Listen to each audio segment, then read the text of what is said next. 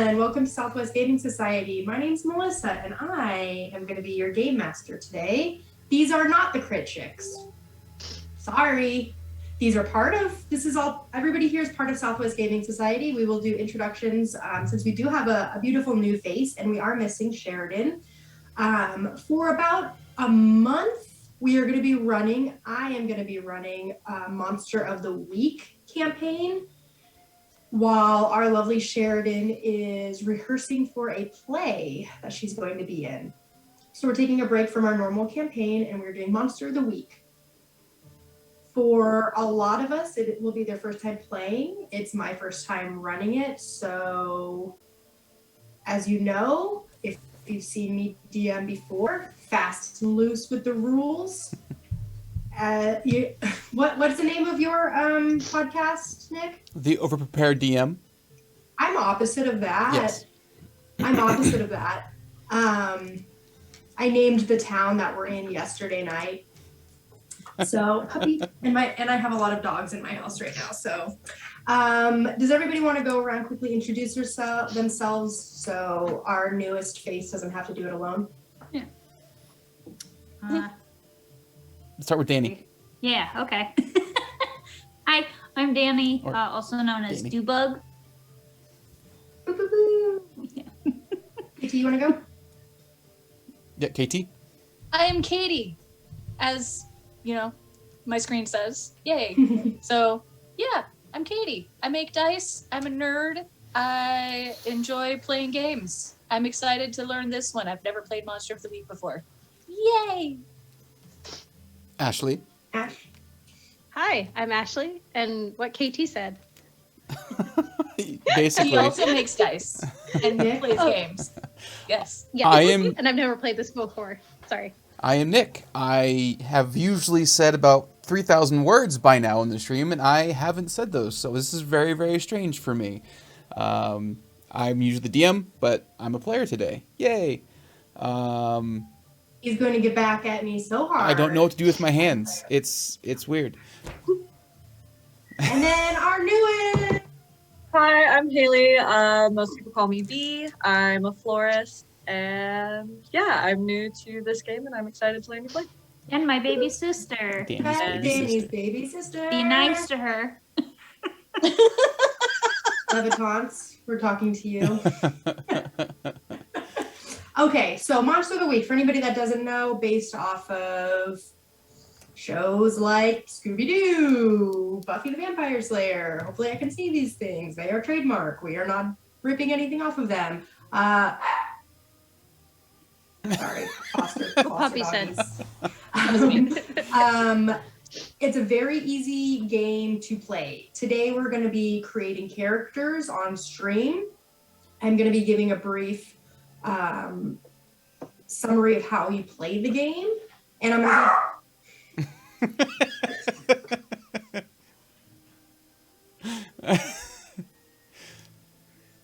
going to be talking about the setting that the game is going to be in. So for you players, I'm going to just be talking directly to you. You all have, Nick emailed all of you a playbook. It's called I'm the Keeper or the Game Master. So each of you are going to pick a character. It's really, really easy to set up, okay? And I know some of you have already brainstormed a few ideas for characters. Like I told a few of you before, we're going to be running this for about a month. We're not going to be getting crazy into backstories. This isn't a long campaign that we're going to be diving into why you're an orphan and, all of these things. We're not going to be doing a lot of that. It's going to be very surface level. We might be getting into some backstories if it pertains to the arc that we're doing. It's going to be a modern day campaign. It's going to take place in the 90s. Don't think too hard about what happened in the actual 90s. This is still a fantasy reality, okay? It's in the 90s, and it takes place, you guys ready to take some notes? I already told Nick the name of the town. This is perfect called... Melissa. Perfect Melissa. Choice Melissa right now. The town is Hunterton, Townsville. Hunterton Townsville is the name of the town. It is a mountain town, kind of remote, small population, about 12 to 14,000 people. Not a huge touristy town. Like I said, it's a little bit hard to get to through the mountain pass. So you are a bit cut off from surrounding cities, big towns. There is one or two close cities that have a draw to them and get a little bit more revenue than your town, than Hunterton Townsville. It's kind of a poor town. Puppy, please stop. It's springtime at the moment.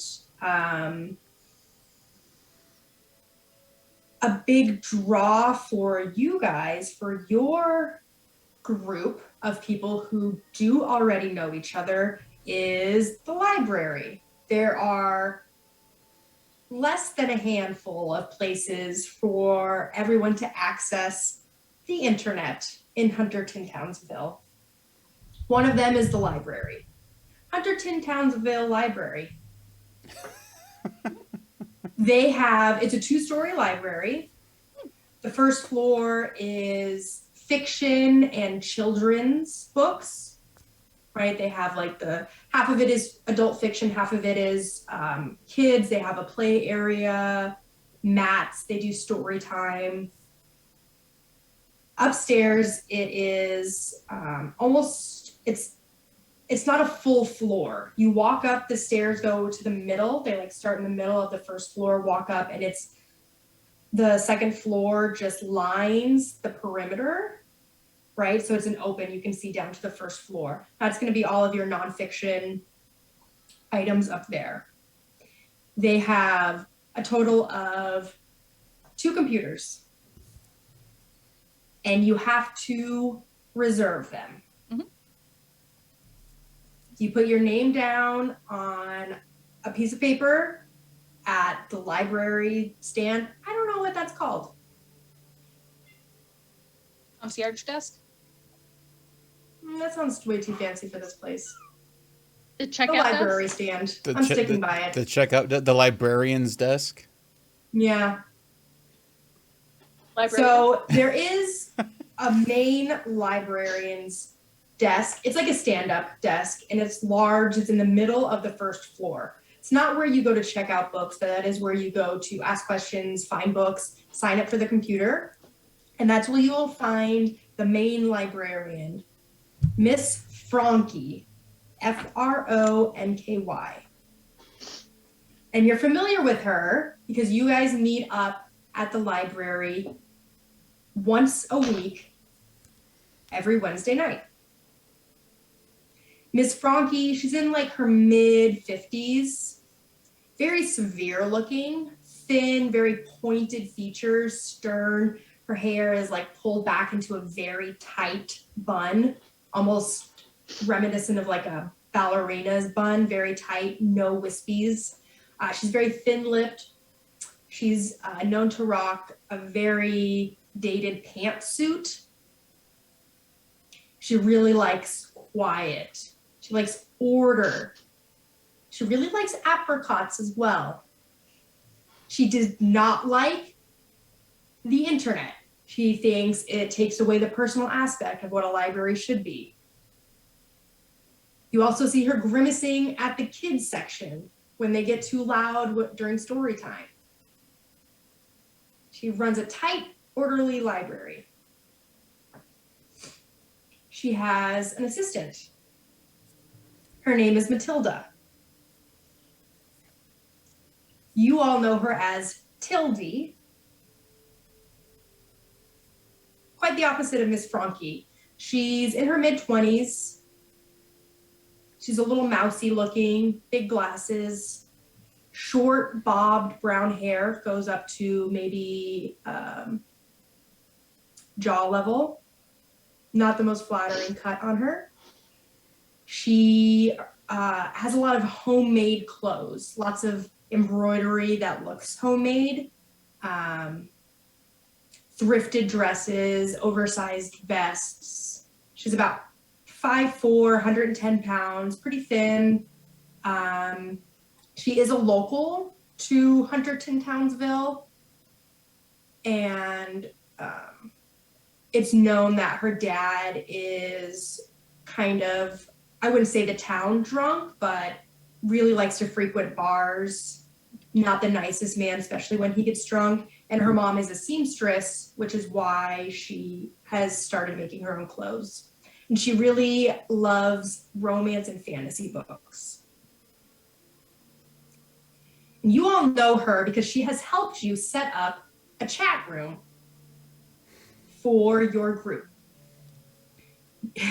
Yes, Nick. You've just described my high school library, like literally everything about it. Keep going. Sorry. You guys are, and we'll get to your characters and developing them in a little bit, but you guys meet up once a week, like I said, every Wednesday night at about dusk. And you guys have come up with, correct, a reason why you get together, a reason why you all come together as some sort of group, correct? Ish. Yeah, ish. Yeah. Ish. Throw me some of the ideas that you guys have been having. I think it was a cryptid fan. club? Yeah, cryptid fan. club. Yeah, cryptid Like fan a club. we believe kind of situation. Yeah. Bigfoot is So- out there in the Yeah. somewhere. We believe we can find him. Mulder was And right. you guys are active in trying to find paranormal, spooky stories, fables, things that are said to not exist. Are you guys active in trying to find them, or are you just interested in the stories? I'd say my guy's active. I'd say active. Active. Okay. Yeah. Perfect. So Tildy has helped you set up this chat group since you don't have easy access to other towns to talk to other enthusiasts about sightings and what they believe. The chat group, the chat room is the easiest way for you all to talk to other people. So I need you to all start thinking about a chat group name that you would have come up with.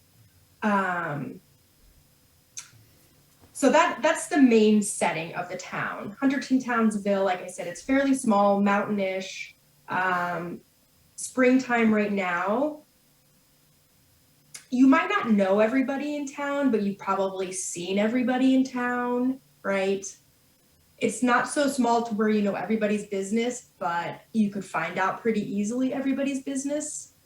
Not a lot happens in the town, which is maybe why you all have chosen to kind of seek this mysterious hobby of trying to find something interesting happening.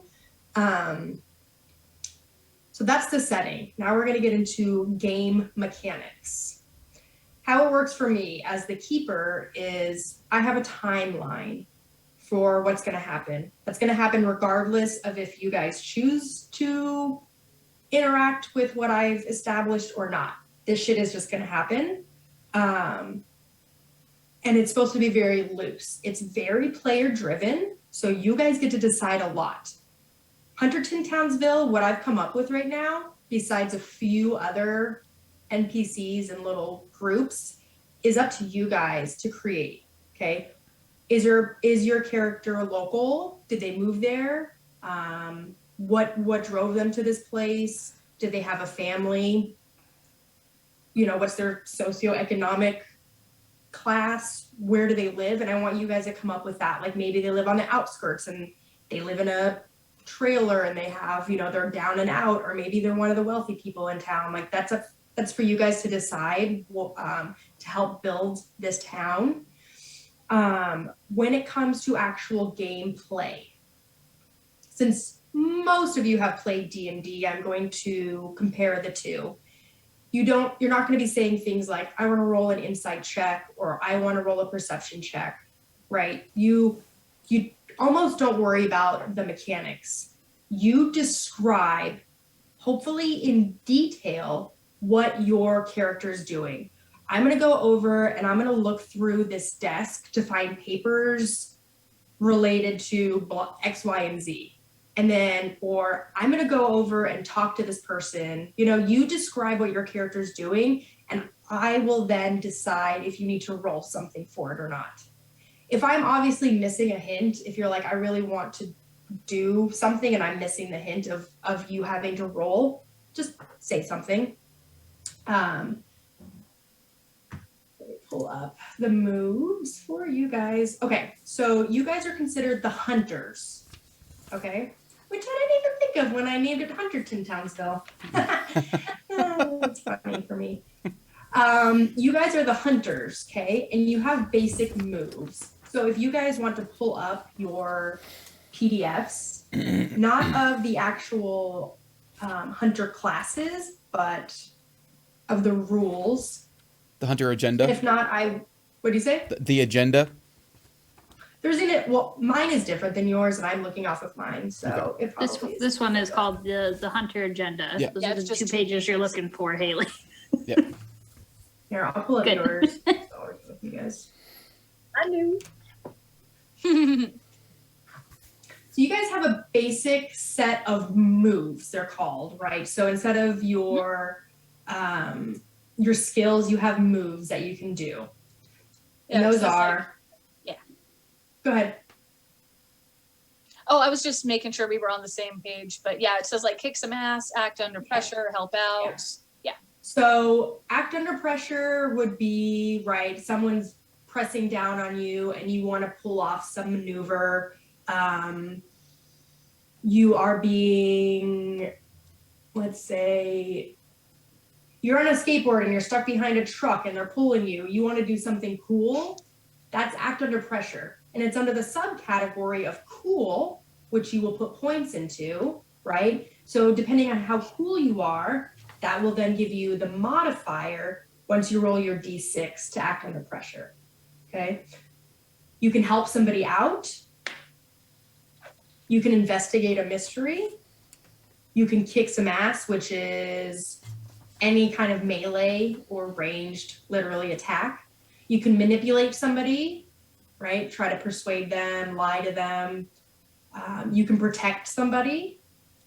You can read a bad situation, right? That's kind of like investigating something or sensing a motive, seeing what's being kept from you. Or you can use magic if you are a magic user. So those are the basic moves. That's really it. That's really all you have to worry about. And like I said, you don't even have to say, oh, I want to use my magic. You say, I'm going to do this spell, right? Or just describe what you're doing. And then you will roll a dice to see how successful you are. Cool. Okay.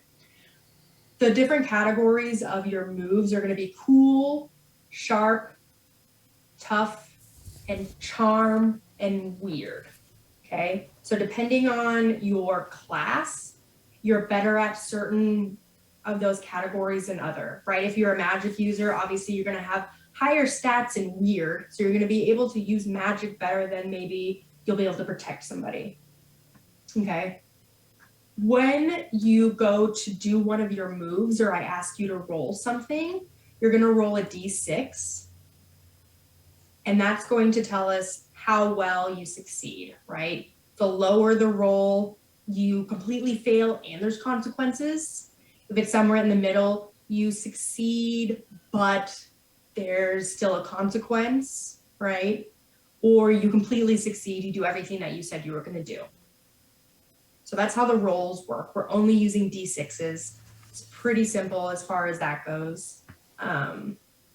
Before we get into more of the rules, I do want you guys to start talking about your characters, just since we are talking about the basic moves, and then we'll get into what happens if you take damage or if somebody dies or how you level up. But first, let's start talking about the characters that you guys want to create. Nick, we'll start with you. Okay, yay. I'm going with the Wronged as my archetype. So where do you want me to start? What do you want me to talk about? Muted. You muted yourself. Anything and everything. Talk about your idea of a character. Okay. We're not going to get into building it right this second. Cool. Okay.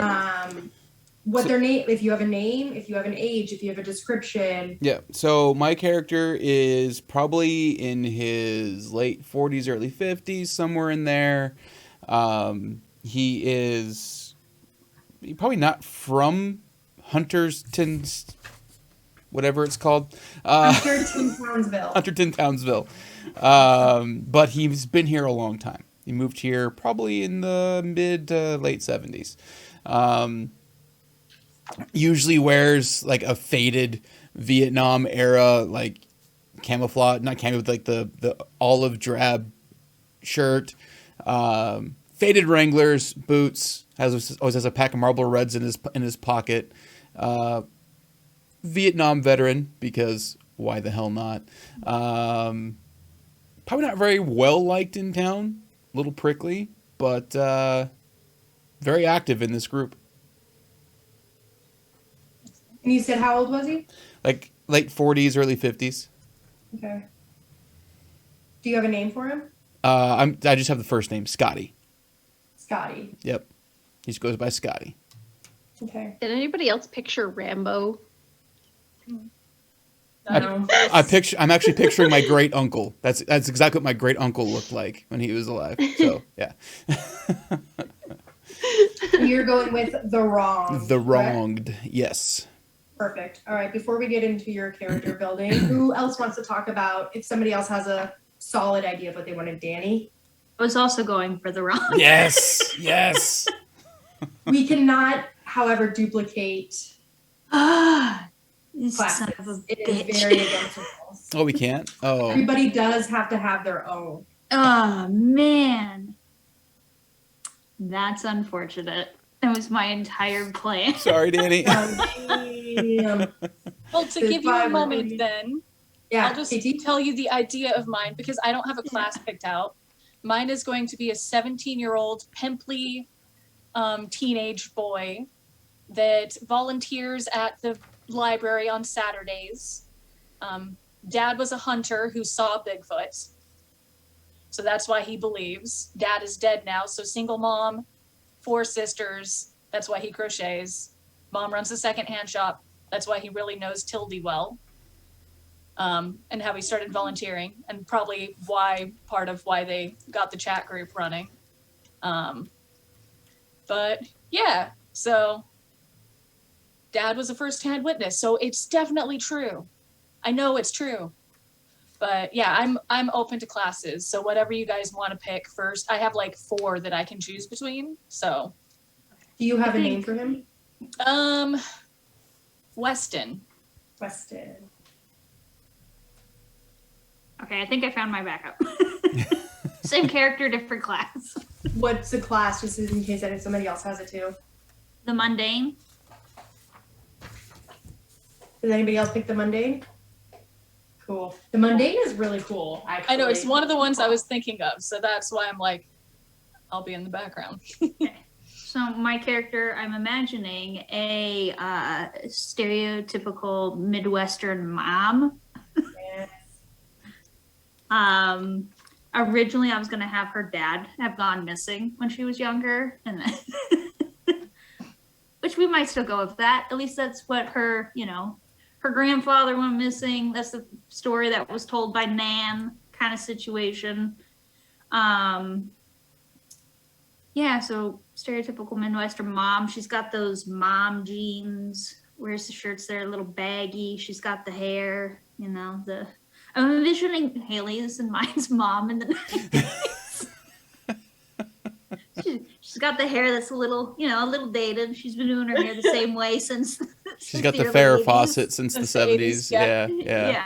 Lipstick's a little too dark for her skin The tone. bangs that Little are too still late. like this. Yeah, you got the bangs and big old tortoiseshell glasses. The ones that are like this big. Mhm. Yeah, Mary Sue. You can call her Mary or Sue. Mary I Sue. love it. Mary Sue. You know my middle name is Sue? Is it? Yeah, I'm Melissa Sue.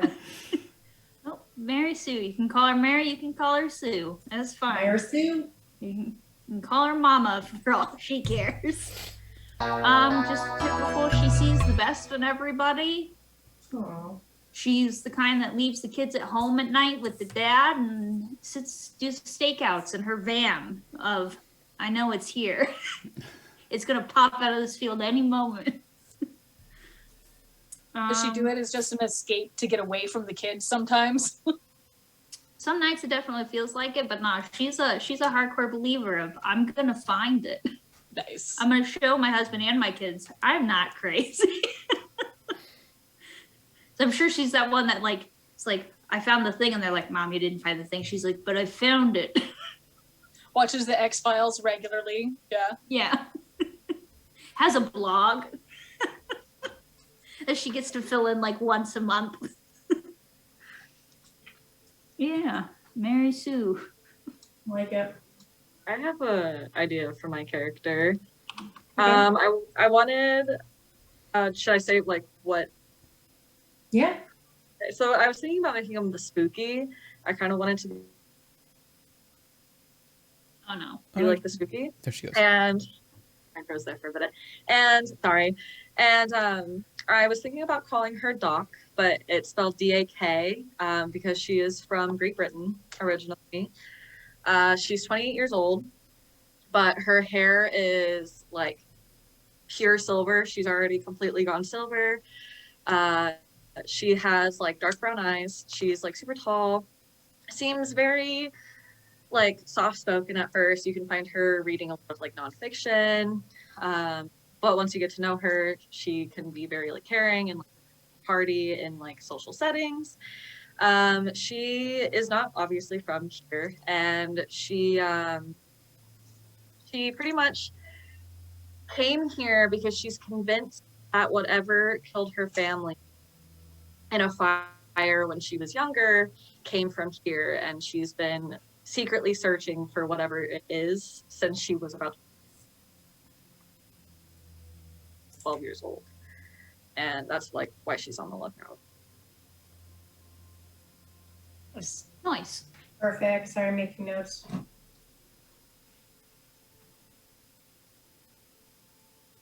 Perfect. Did I miss? Did she have a name? Doc. Doc. Oh, that's right. Spelled D-A-K. D-A-K. Miss Ash. So I'm going with the expert. She's 16 and thinks she knows it all.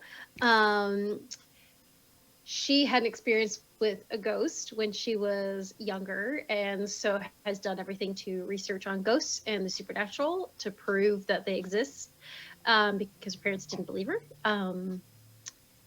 And spends a lot of time in the libraries, probably very mousy. And her name is Deanna Weston.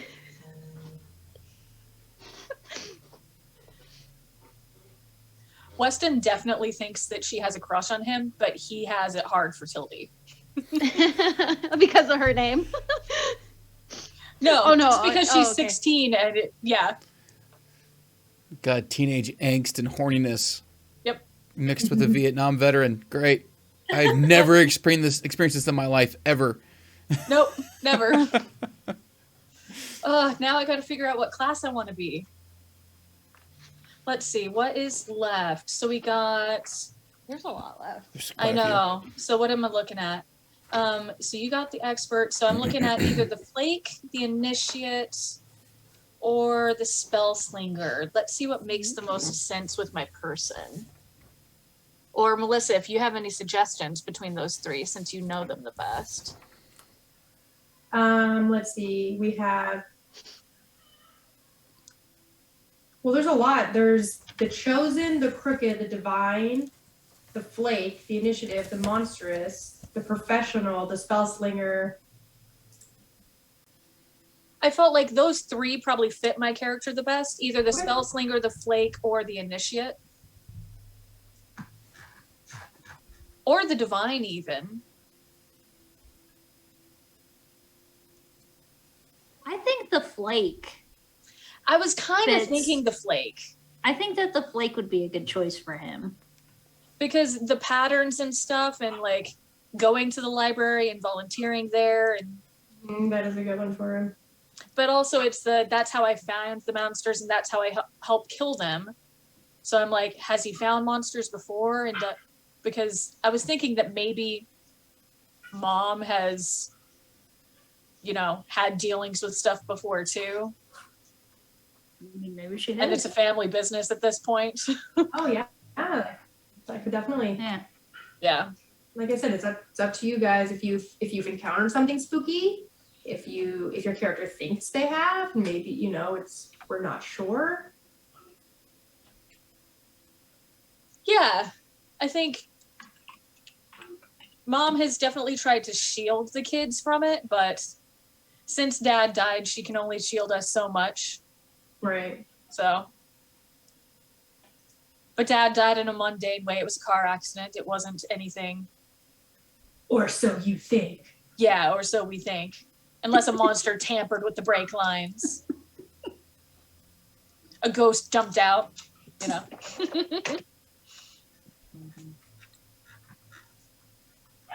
Nick, what was your character's name again? Scotty. Scotty. Pippin. It does. Beam me up, Scotty.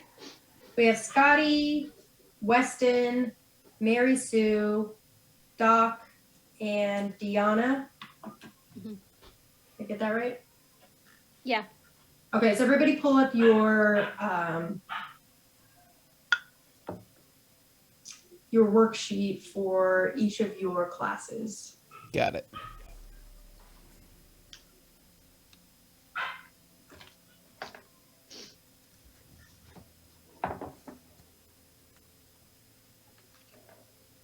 Ashley, is it confusing to have his name as Weston? Because I can easily change it to something else.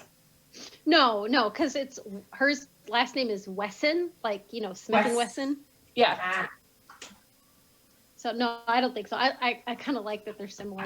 Okay.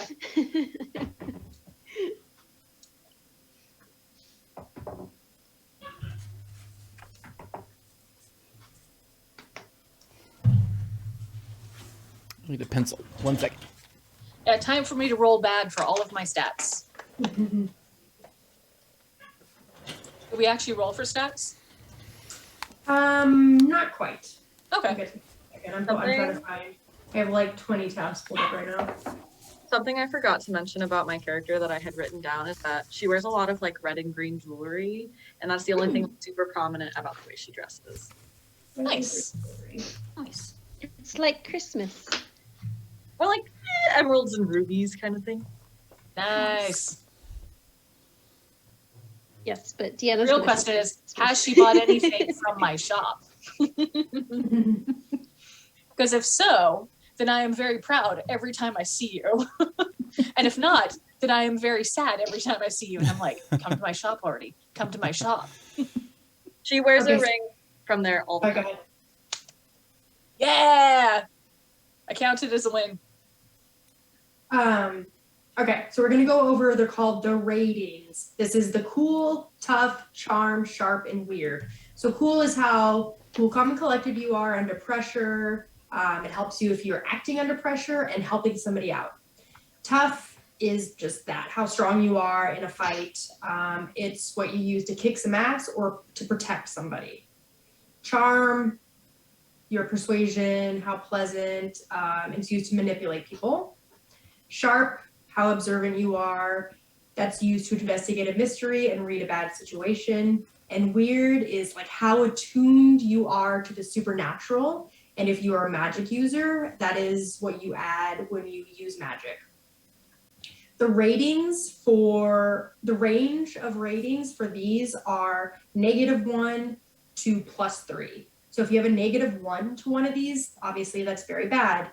But 0 is average. So most people have 0 when it comes to these. +1 is good, +2 is really good, and the max is +3, which is the tits, right? Phenomenal. So we are just gonna go in order and build one character at a time, unless one of you feels confident and you can be building yours off screen. So who wants help and wants to start first? I'll go. I mean, I definitely Oh, want okay. Yeah. And you are the expert. Right? Yes. Okay. Let me get to I love that the youngest one is the expert. the expert. Okay. So I'm gonna read what they say, okay, about like the expert and everything. And this you can tell us if this fits your character or not, that they've dedicated their life to the study of the unnatural. They know their habits, their weaknesses, their knowledge is what makes them their biggest threat. So first, do you have your thing pulled up? Yes. Okay. It sounded like a bird. It did.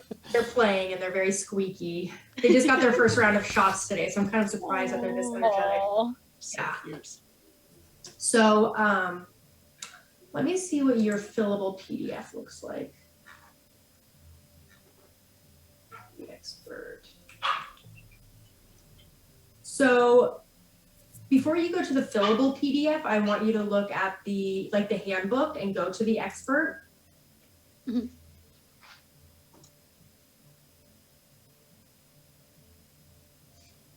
So this is for everybody. You don't roll for your ratings. They have like 5 It's on the second page. configurations It's on the What'd you second say? page. It's on the second page of our of your hunter type. Yeah.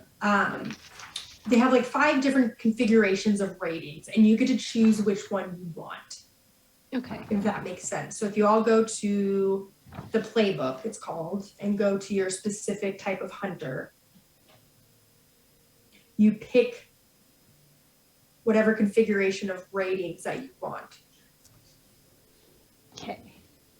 So for the expert, you can't be very charming. Like they cap it at a +1 for charm for you because you're right. You're more knowledge. Like you can have a high sharp and a high weird, but you can't have a high charm. So they kind of cap it and make it relatable to what you're supposed to be. So for each of you, you're gonna go in there and pick what rating system you want.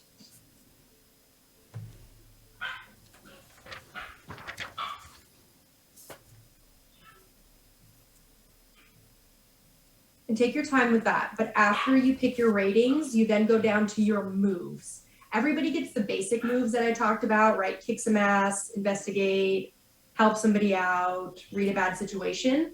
But then you get moves specific to your class. And it will tell you how many you get to pick. It's very straightforward. So for the expert, you get all of the basic moves, plus you get to pick 2 expert moves from the ones listed. Do you want to know which ones I'm picking? Yeah. I'm going with I've read about this sort of thing and often write. Okay. So I've read about this sort of thing, gives you that you can roll plus sharp. So this is the jargon or the language. When I tell you to roll something, I'll say roll plus sharp because you're already going to roll a d6 and you'll just add your plus whatever, your plus sharp, your plus cool, your plus tough. So when you act under pressure, instead of rolling plus cool, which you normally would do, you can roll your plus sharp because you're so intelligent.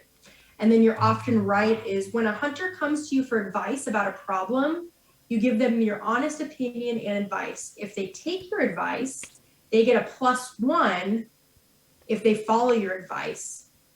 And then you mark down experience. So when you mark down experience, that means that you're going to be leveling up once you get to so many experience points.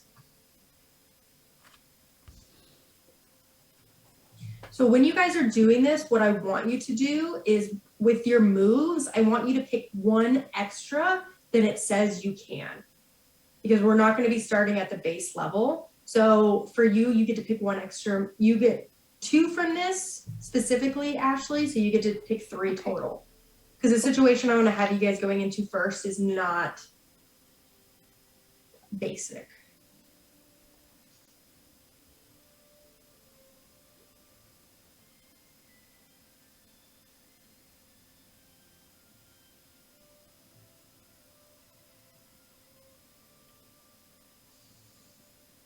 Then after the moves, you guys just keep going, but after the moves, you all have like a specific something else you can choose from. For the expert, it's a haven, right? You get to pick for you, Ashley, you get to pick 3 of the options below. Okay. I would say one of them probably should be a library. Okay. And keep this in mind, this takes place in the 90s. So if none of these quite work for you, make something else up. Okay. If none of these work for you, you can make something else up. This is not a high magic setting. This is the 90s. The real 90s. The real 90s. Nick is in his teens and hating everything. So you can have, like, for yours, your haven, there's a library, there's protection spells. You can do that because even though it's not a high fantasy, there are such things as witches and pagans and people who do protective spells. Whether they work in game or not, that will be determined later, but those are things that you can do. So, quick question, because one of my things is I can get a haven like the expert has with 2 options. So what exactly is a haven? It's a safe place for you to work. Okay. I would say everybody, you all have the library as a haven. Okay. Okay, so the library, automatically a haven. If you want to have one more place, or you can have, so the haven's kind of like your keep, basically. Like if we were playing D&D, your high fantasy, right? And then there's different rooms that you can have in there. So I would say the library is one of them.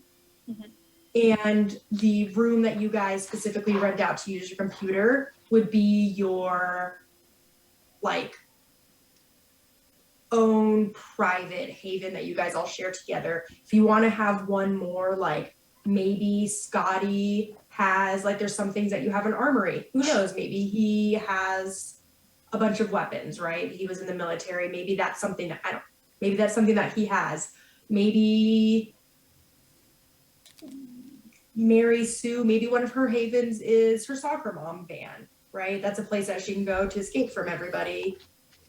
So you can make it work for your characters. Those are just ideas. Okay. Some of them the havens are there to help you when you're investigating things, but that's why we have the library. Okay. That's why you have Tilde. You're already going to get bonuses if you're doing investigating in the library. So everybody has that.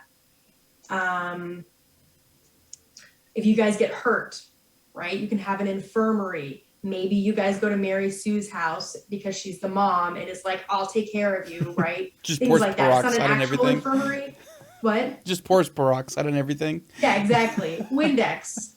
So we're going to make it work for our setting. One of them says a panic room. Okay, maybe not a panic room, but maybe one of you has a basement or an attic where you go to hide from, I don't know, your brother or your dad, or if you're feeling overwhelmed, like maybe there's a place you go to seek haven, right? So I got mine all created if you want to hear it, Melissa. Yes, I do. Okay. So the wronged.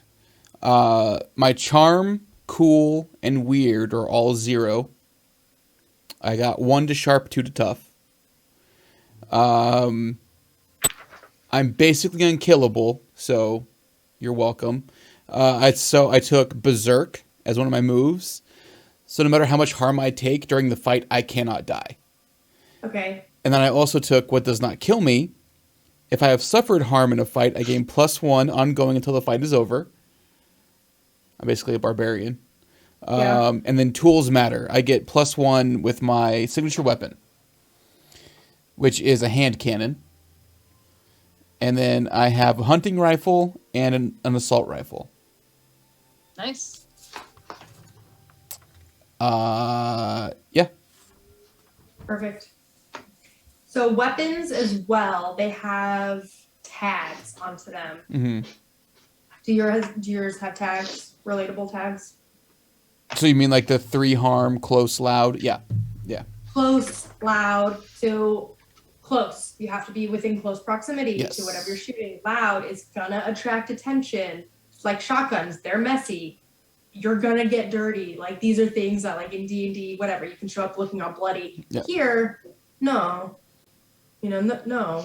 Yeah. You show up with blood and guts on you, you're gonna get the cops called. So Yeah.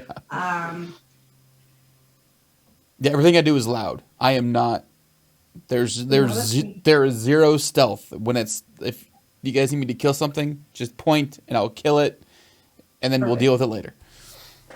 And then when it comes down to the history, you guys don't have to choose those. Like I'm saying, this is for people who just want a streamline. You can pick one of the history things, but you don't have to.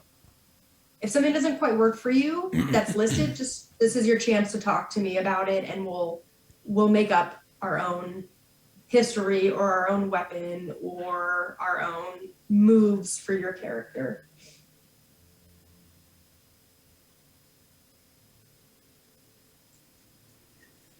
And KT, you decided you're the Flake, right? Yeah. Okay. So for our ratings, it's the pick one line area, right? Yes. Cool.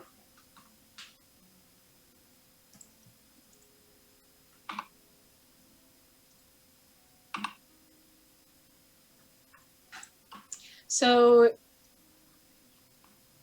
are we doing any of the leveling up? Yes. Did you say we get 2 moves or 3 moves? So whatever moves, it depends on the class. I have 4 technically. Yeah, So, so- one more than what you are One able more to than get. it says. Yeah, it'll say in your move how many you pick, and So you actually, add one get a extra total one. of 3. Oh, so no, I'm at 4 because it says pick 3 spooky moves. Yeah. Everybody's is a little different depending Yep. on what you chose. So then are we also doing the leveling up on the like second page of our thing? Are we picking one of those? You're picking one of those. Okay. So where it if you get gets- to that. Okay.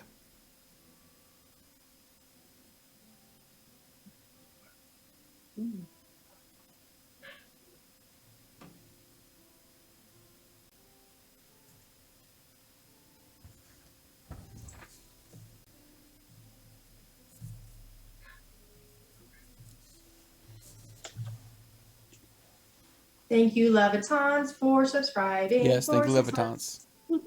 Mm-hmm. I love that the Flake really fits with a 17-year-old pimply teenage boy because Yeah, I either have like -1 cool or -1 tough. perfect. It's going to be one or the other. Yeah. And so it's Perfect. deciding on one of those.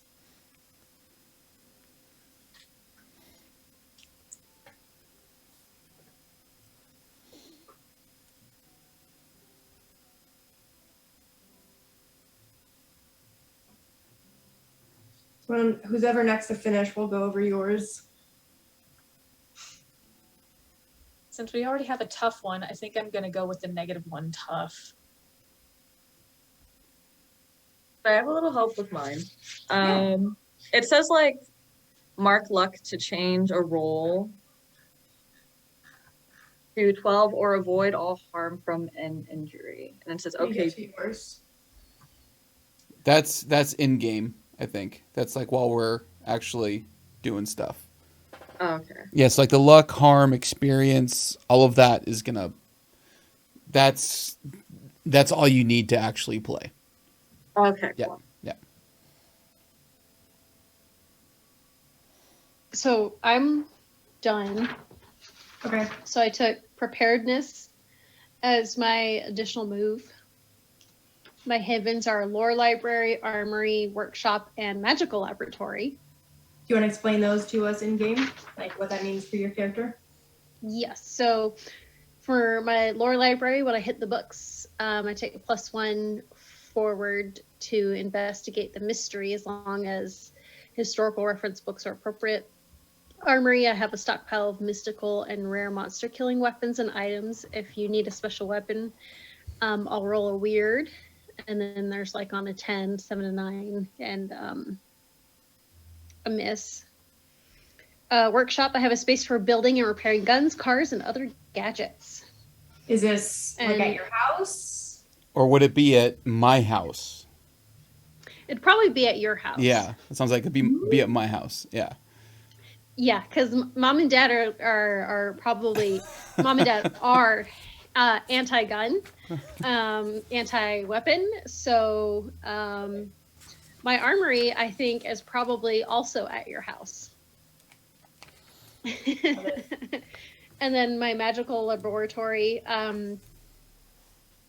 it's probably in my basement. They give me a space thinking it's like, you know, where I go and read. Science. Yeah. Yeah, science. But I've got a mystical lab with all kinds of weird ingredients and tools for casting spells.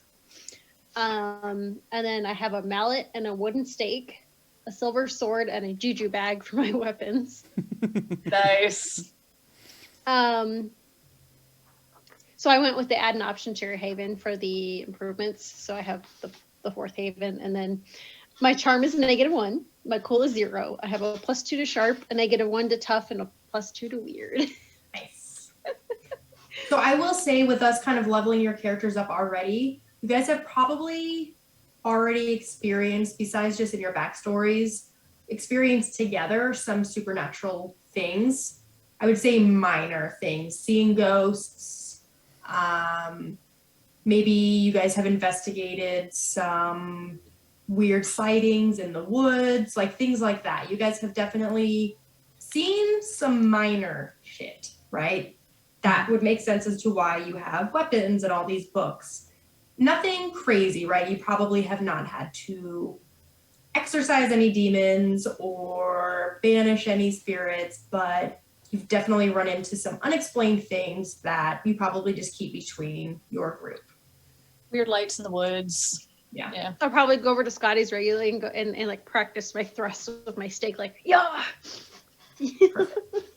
Scotty just shakes his head at you the whole time. Right, I probably think stab it into, like, a think dead I've got pig. mine. You got yours? Okay. Yeah. All right. So Mary Sue, the mundane. I've got 2 charm, 1 cool, 0 sharp, 1 tough, and -1 weird. My moves. My moves, I get 4 of them, and then for my level up, I chose get 1 from another playbook. Nice. So I've got oops. If I want to stumble across something important, I tell you, and I find something important useful, though maybe not related. Let's get out of here. I can protect someone by telling them what to do or by leading them out, and I can roll my charm instead of my tough. Power of the heart. When fighting a monster, I can help someone. I don't roll cool. I automatically help as if I had rolled a 10. Beautiful. Trust me, when you tell a normal person the truth in order to protect them from danger, I roll a charm. If I roll well, they do what I say, no questions. Okay, they do it, but they chew something off of my list and on a miss. They think that you're crazy and dangerous. And then my extra move that I picked was from the expert, and it's preparedness. When you need something unusual or rare, I can roll for it, and I can either have it on my person. I'm imagining her with her purse, like, oh, I have that. I got I what have you need. it, but it's at home, or I know where it is, but it's not nice. It's like a gaudy pleather bag too that were big in the 90s. Nah, man, it's like a Mary Poppins bag. Like it is like. Like I said, a gaudy pleather bag from the 90s that are this Not big. leather. It's either woven or denim, please. For gear, I have a hunting rifle and nunchucks. The nunchucks are hilarious. I just imagine she practices in the garage. I get to pick transportation, and I picked a van, obviously. Obviously. Thank God one of you picked a vehicle. Yeah. Did you see that under the professional there's a mobility thing? I did, and I almost picked that one. And like I imagine her van, but like you fold down the seats and like she's prepared. Yeah, But I so, decided like, to there's go a for monster preparedness. cage in there. Like, I Heck decided yeah. to go for the preparedness because I imagine her with her big old bag being like, I know I have that. Yeah, that's Mary Sue. yeah. Love it. The nunchuck wielding mama who has everything in her bag. All right. KT or Hailey, are either of you ready, or do you have questions? I think I'm ready, but the 4th power we could steal from like a different character. If that's in your level up thing. It's Okay. yeah. I was like, what? Because if you go to the second page, it'll say level up, and you pick something out of that list. Okay. Okay. I might need help with that. What I have so far is Doc the Spooky. I set my charm at +1, cool equals 0, sharp +1, tough -1, and weird +2. I have this dark side that my powers have an unsavory source and sometimes get tempted to do things I shouldn't. These could be orders from whatever granted you your power or urges, the bubble up from your subconscious, something like that. Whatever it is, it's unsettling. And I had to pick 3 tags for my dark side, and I chose Secrets, Dark Bargain, and Soulless. And my moves are telepathy. So I can read people's thoughts and put words in their mind. This can also allow you to investigate a mystery or read a bad situation without needing to actually talk. You can also manipulate someone without speaking. You still roll moves as your normal, except people will not expect the weirdness of your mental communication. And then I also chose the Hex, which was when you cast a spell with Use Magic, as well as the normal effects, you may pick from the following. The target contracts a disease, the target immediately suffers harm, 2 harm, magic, ignore, armor, or the target breaks something precious. My third one was premonitions at the start of each mystery. Roll plus weird on a 10+. You get a detailed vision of something bad that is yet to happen. You take +1 forward to prevent it from coming true and mark experience if you stop it. On a 7 to 9+, you get clouded images of something bad that is yet to happen. Mark experience if you stop it. On a miss, you get a vision of something bad happening to you, and the keeper holds 3 to be spent on 1-for-1 as penalties to rolls you make. And the last one I chose was Tune In, and it says you can attune your mind to a monster or minion. Roll plus weird on a 10+, hold 3. On a 7 to 9, hold 1. On a miss, the monster becomes aware of you. Spend 1 hold to ask the keeper one of the following questions and gain +1 ongoing while acting. Answers. So where is the creature right now? What is it planning to do right now? Who is it going to attack next? Who does it regard as the biggest threat? And how can I attract it? Nice. And then I get 2 normal weapons. Since I have an idea of what things are going to happen, I decided to go with the hunting rifle because I don't have a lot of strength, so I can fight things from more afar. And then a very large knife, just in case they get a little too close. Perfect. Well, and if we're in a mountain town in the 90s, everybody has a hunting rifle. Everybody has a I was gonna say hunting is a very big Yeah. pastime here. If It's we're in a almost mountain, like figurative. Hunters. if we're in a mountain town in 2022, everybody has a hunting rifle. Yeah. But also, Um, like, I lived in mountain towns. Like, literally everybody has a hunting You were Everybody explaining, has you were a gun. explaining, and I was like, man, that sounds like a place. It sounds like Cloudcroft. Yeah. Yeah. With her character, a lot more of the Monster of the Week jargon came up, like holding Hold, things yeah. or putting one forward. So before we get into everybody else's character, that is if you roll something like, let's say, if you roll to kick some ass, okay? If you roll, because you're rolling 2d6 for everything, okay? There 2, Hailey, if you have questions, if I'm saying anything that you don't understand, let me know. You're gonna roll 2 6-sided dice and then add the correct modifier. So if you go to kick some ass and you roll plus your modifier and it's over a 10, you take 1 going forward. That means that you can either inflict extra harm to that person, you can suffer less harm, you can give that +1 to another hunter. So that means that they hypothetically get to add 1 to something that they do, right? So if you get to +1 forward, it means you have this floating +1 that you get to add to something later on. if you get to hold things, that means that you have like questions that you can ask me. Like you get to cash those in for questions that you get to ask for information, basically. And once we go over everybody else's characters, I'll go through more of that information with you. And it will be easier once we're actually in game doing it. And you said I pick one improvement, right? Okay. Do I? Yeah. Oh, perfect. I get a mystical library, like the expert Taven option. Fuck yeah. Nice. Okay. So then I think it's me. Yeah. So I am stuck on my improvement, so I'm going to ask for opinions, but I'll go through everything else first. Let me get to my Flake person. Here we go. Okay, so I picked, let's see, so I get 3 Flake moves, so 4 total.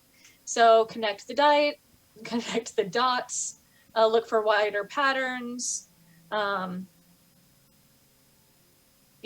If you look for the wider patterns that current events might be part of, roll sharp on a 10, hold 3 on a 7 to 9, hold 1, spin the hold during the mystery to ask the keeper any one of the following questions. Is this person connected to current events more than they are saying? When and where will the next critical event occur? Is this the same thing that you just had, Hailey? Wait, say that again? These questions, are they the same questions that you had? Is this Repeat person it. It was connected to cutting out current just events? a little bit for me. When and where will the next critical event occur? What does the monster want from this person? Is this connected to previous mysteries we have investigated? No, They're a mine little was, different. where is the creature right now? What is it planning to do right now? Okay, was so they are different. creature-based. Okay. Yeah. See, it all fits together. You can use sharp instead of charm when you manipulate somebody because my sharp is better than my charm. Suspicious mind. If somebody lies to you, you know it. Net friends. You know a lot of people on the internet. When you contact a net friend to help you with a mystery, roll plus charm. On a 10, they're available and helpful. They can fix something, break a code, hack a computer, or get some special information. On a 7 to 9, they're prepared to help, but it's either going to take some time or you're going to have to do part of it yourself. On a miss, you burn some bridges. So that is my 4. I took the hunting rifle, and then I have throwing knives and a watchman's flashlight. I figure I have the flashlight for going out in the woods at night. So, and throwing knives because I'm a weak little boy and I get scared. Throw. Let's see. Let's be honest, you play Dungeons and Dragons and think that throwing knives are cool. No, I did it because it's the least harm, and I figured it actually worked for my character. Because I was like, brass knuckles? He does not have brass knuckles. No. Butterfly knife. He could, but that's too cool for him. So his ratings, I picked, his charm is nothing. Cool is +1, sharp is +2, negative is -1, weird is +1. Actually, I might switch that with the charm, but whatever. Then the improvements, we get 1 improvement. So I'm going to pick the take a move from another playbook because we get 1 improvement, right? So I am debating between a couple because I don't think we have anybody that heals, right? So I was looking at medic. However, the thing is, so medic, you have a full first aid kit and the training to heal people. When you do first aid, roll cool on a 10+, healing 7 to 9, healing. On a miss, you cause an extra harm. I don't roll well. No, that's good. Do it. I love it. Do it. I love it. too. Okay. I love it. Because I was like, either that or I can like take extra healing for myself or extra armor for myself, or I can do like crazy eyes.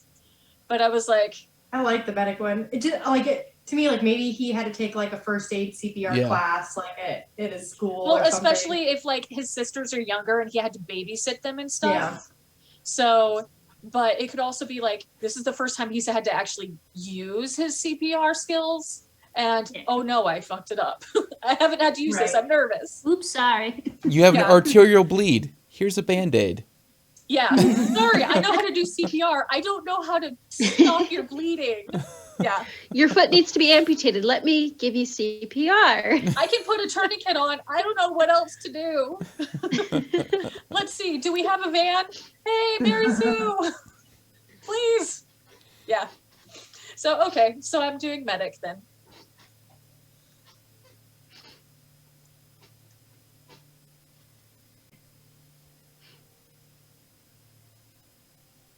So yeah, I don't need the weird. So I'm changing it so I have the charm.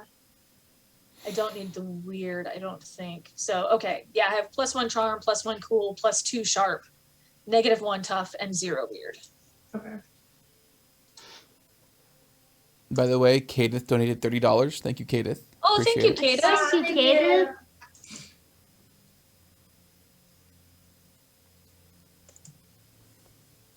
Kata. Okay. Woo, I think we're all set. Yeah. Perfect. Sorry, itchy eyes. Okay, so now I'm gonna go over your agendas and we'll talk a little bit more about the rules. So I'm gonna go over each of the basic rules a little bit more in depth. Everything is gonna be in character, like very much in character. If you guys have questions for me, that's fine, but try to do everything as much in character as you can. So the basic moves, the first one is kick some ass. When you get into a fight, you can kick some ass. Obviously, you roll your 2d6 and you add your plus tough modifier. On a 7+, you and whatever fighting inflict, you and whatever you're fighting, you inflict harm on each other. The amount of harm is based on whatever instrument you're using and what's happening in the game. So on a 10+ roll, there are items that you get to choose from. You can take one forward. That means you have that +1 floating that you get to use for something, or you can give +1 to another hunter, right? Like maybe you distract the monster or something. So you basically are giving another person advantage. You could inflict terrible harm on them. So whatever your weapon does, you get to add a +1 to that harm. You could suffer 1 less harm, or you could force the monster where you want them. So for our toughies, these are the ones for you to pay attention to. On a 12 or above, you get the enhanced effect, and we'll probably get these since I did have you guys kind of level up a little bit. You completely hold the advantage. All hunters involved in the fight get a +1, or you suffer 0 harm. Your attack inflicts double the amount of harm, or your attack drives the enemy away. If you're acting under pressure, you roll 2d6 and you roll plus your cool. On a 10+, you do exactly what you set out to do, bing, bada, boom, right? On a 7 to 9, I give you either a worst case scenario, a hard choice, or a price to pay.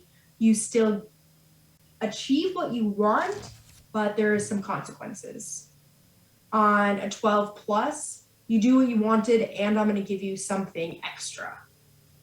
Anything less than that, you fail, and if it's a hard fail, there's going to be just consequences. If you're helping somebody out, you roll plus your cool. On a 10+, you grant them a +1 to their next roll, or whatever roll they want to use it to, right? On a 7 to 9, you give them a +1, but you also expose yourself to trouble or to danger, right? So a bit of a sacrifice. If you roll 12 or more, you help them out, and whatever they are trying to do, they roll or they act as if they rolled a 12. So you're basically just auto-succeeding. You guys don't have to remember these things, but whatever your character is, try to, remember the ones that you're the best at. So investigate a mystery, specifically for like Ash's character. When you investigate a mystery, you roll plus sharp. On a 10+, you hold 2. That means that you get those 2 questions that you get to ask, or you get to hold 2 to add to another roll. On a 7 to 9, you hold 1. One hold, so the holds are like the questions you get to ask. One hold can be spent to ask me any of the following questions. What happened here? What sort of creature is it? What can it do? What can it hurt? Where did it go? What was it going to do? What's being concealed? If you roll over 12, you can ask the keeper any questions you want about the mystery, not just the ones that are listed. And do you guys, if you guys don't have the page that I'm reading off of, I'll send it to you as well. I think we have it. Yeah. I have it. You should. If you're going to manipulate somebody, right, roll plus charm. It's different if you're trying to manipulate an NPC or if you're trying to manipulate another hunter. Okay, so it's going to change if you're trying to manipulate each other. So they're either going to do what you want, they'll do it for a price, or they're not going to do it at all, and there's consequences, right? Same kind of thing. I'm going to skip a couple because it's all kind of the same. I'm going to go to use magic. So for Doc, you're going to roll plus weird unless some of these your builds let you roll plus other things, but you're going to be rolling plus weird. On a 10 plus, the magic works how you chose it to without issue, and there are certain effects you get. From a 7 to 9, it works imperfectly. You choose one effect and one glitch, and they have those listed for you to choose from. And I get to decide the glitch. So you pick the effect, and I then get to go in and pick the glitch that happens. If you roll over 12, I will offer you some added benefit to your magic. Okay. Big magic. We'll talk about that if we ever get to big magic. We're going to talk about harm. This is taking damage. Whenever you suffer the harm, I tell you what effect it has. Injury severity depends on how much harm you have suffered. So if you have 0 harm, wounds have only minor short-term effects, scratches, bumps, bruises. If you have 4 to 7 harm, wounds are serious and unstable, and they will get worse unless treated. This is not you sleep and they get better. They will get worse if you don't treat them. And there is a box marked unstable that you guys will check. If you take 8 or more harm, it will kill a normal human, including one of you. So don't do that. Don't take more than 8 harm, please, or else you did. If you have armor, it reduces the harm suffered by the number of points it's rated for. So if you have armor that's, Nick, does your character have armor? No. I Does could anybody have, armor? but no. Did anybody take armor for their character? Well, then never mind then. Let's say that Almost you have. did. Oh, I let's say do. you're I fighting do. a I do. monster. I do have You one do. armor. I I thought do have you one should. armor. Yeah. Okay, so he has 1 armor. So if I have something that is doing 2 damage, he gets to subtract 1 from it. Pretty simple, right? He gets to subtract whatever his armor does. Okay, to recover harm or to recover your health, if you take 0 harm, it doesn't mean that you're not injured. It's just like those bumps, bruises. Those are considered to be healed pretty quickly. They don't have any negative to you. If you take 1 to 3 harm, your wounds improve when you receive first aid. If you rest, or if you go to sleep, if what's your name, Weston does the first aid on you, then you get healed 1 point, right? For every time you rest or every time you receive first aid, you get 1 point of healing. If you have unstable wounds, it does require first aid to become stable, first of all. If it remains unstable, the wounds will get worse. If you take more than 4 harm, the wounds require a healing move, time in an infirmary, or you have to go to a hospital or get magic healing. So you guys better find some friends. I don't know if any of you can do magic healing. Can you? No. You took the first aid feat, but I don't I think can any when of you I level up. Okay. Level up to what? 1 more time, or? Yeah. With your character, did you act as if you had already leveled up once? Yeah, I thought that's what we were supposed to do. Okay, perfect. Okay. luck.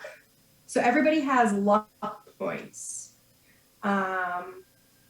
When you spend a point of luck, right, you can choose certain things, and every class has their own specific things for luck. But if you spend a luck point, you can decrease a wound you have to suffer 0 harm. After you roll, you can spend a luck point and change it to 12. However, if you spend all your luck points and you run out, you need to immediately let me know because something bad's going to happen. Okay, so you all have luck points that you can spend accordingly, but when you run out, bad news bears. And we never get them back, right? They never You come do back. not get them back. You do not get them back. Okay. Yes. I Danny? does say if I use it, I have a mundane special where if I use a luck point, I get something weird or useful. What does it say exactly? It says when you spend a point of luck, you'll find something weird, maybe even useful. Perfect. So these are things, I'm not going to memorize all of your class features. So it's up to you guys when you do these things to tell me, and then we will rectify it. Hailey, what's up? I just wanted to say that I also have like a weird special for that one, and Yeah. it says as you mark off luck boxes, your dark side's needs will become nastier. Yeah, I did make Nice. special note of yours because I particularly like it. And I've played a spooky before, so I'm a little bit more familiar with your class, and I like that your kind of grip on your reality gets unhinged a little bit. He is very blank-eyed. Nice. Let's see what else. That's it for the moves so far. And like I said, once we actually start playing, a lot of these will be easier to understand if you guys don't understand them yet. If you're doing one of your special moves, I am going to have them written down for our next game. Obviously, we still have a couple hours right now, but I am going to print out all of your sheets so that way I know what your special moves are. But if you're wanting to do something as far as one of your special moves go, do tell me those things, right? If you're doing a basic move, just explain what you're doing and I will tell you to roll if necessary. So explaining what you're doing in great detail is going to be really important. Not just I'm going to investigate what's going on. This is what I'm looking for. This is what I'm looking through. This is what I'm doing, right? I'm just going to investigate the room. I'm going to move the baseboard. I'm going to check to see if there's any holes, any floorboards that can pop up. Getting really specific about it is going to be helpful as well.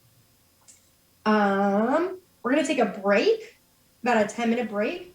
When we come back, I want you guys to decide what your chat room name is, and then come up with how long you guys have known each other, who's particularly close, where you're from in town, do you have jobs, do y'all got kids? I know some of you have siblings. What day-to-day responsibilities do you have? And what's going on the rest of the week besides when you meet up here? And do some of you meet up besides just on Wednesdays for this? So chat, be patient. We'll be back in about 10 to 15 minutes. We're gonna get some water, go to the restroom, let animals out, all that good stuff. We'll see you back here pretty soon. We're back. Welcome back, everyone. These are some of the crit chicks and some of the non-crit chicks. We are building characters for Monster of the Week. If you're just tuning in, why? We start at 7. What are you doing? You should know by now. Come on. You should know better. Come on. And if you're new, on now top you of know. Now you know. Now you know. Yep. Get with it. We are building Monster of the Week characters for a campaign that I will be running for about a month, probably just over 4 weeks. Yeah, everybody has created their characters. Now we're going to get into a little bit of backstory. I want to know where characters live. Like I said, do they have jobs? What are their other pastimes? Does this take all of their pastimes? How much more time and energy do they devote to the paranormal besides your group? And if you guys want them to meet up more than once a week, That's up to you guys as well. I thought once a week was a good starting point, but if you all feel like your characters would want to meet up more than that, this is your time to decide. And you need to come up with a name for your chat room Oh shit. as well. Bigfoot Geeks, the BFG. Scotty hates it, but we'll allow it. No, I mean, just Start spitballing. brainstorming. Scotty has. My character has no idea. He would say How about first Scotty Mardiv. doesn't know? First Mardiv. They're like, that's been taken. First Mardiv. It's been taken. But first I feel Mardiv. like my character wouldn't want the name to be anything that could get us called out. So it would be something like the Three Librarians and something for Scotty. Something for Scotty. Pretty much. And the Handyman. Cryptid critters or something cute like that. Yeah, cryptid critters or paranormal researchers. I like that one. I like her. Straight to the point. Paranormal researchers. Yeah, you guys can actually, if you want to RP this in character of you guys coming up with the name, like Okay. previously. Let me get in character. Yeah. Done. Okay, so I will set the scene. You guys are in the library. It is a Wednesday night. You have met up a few times before.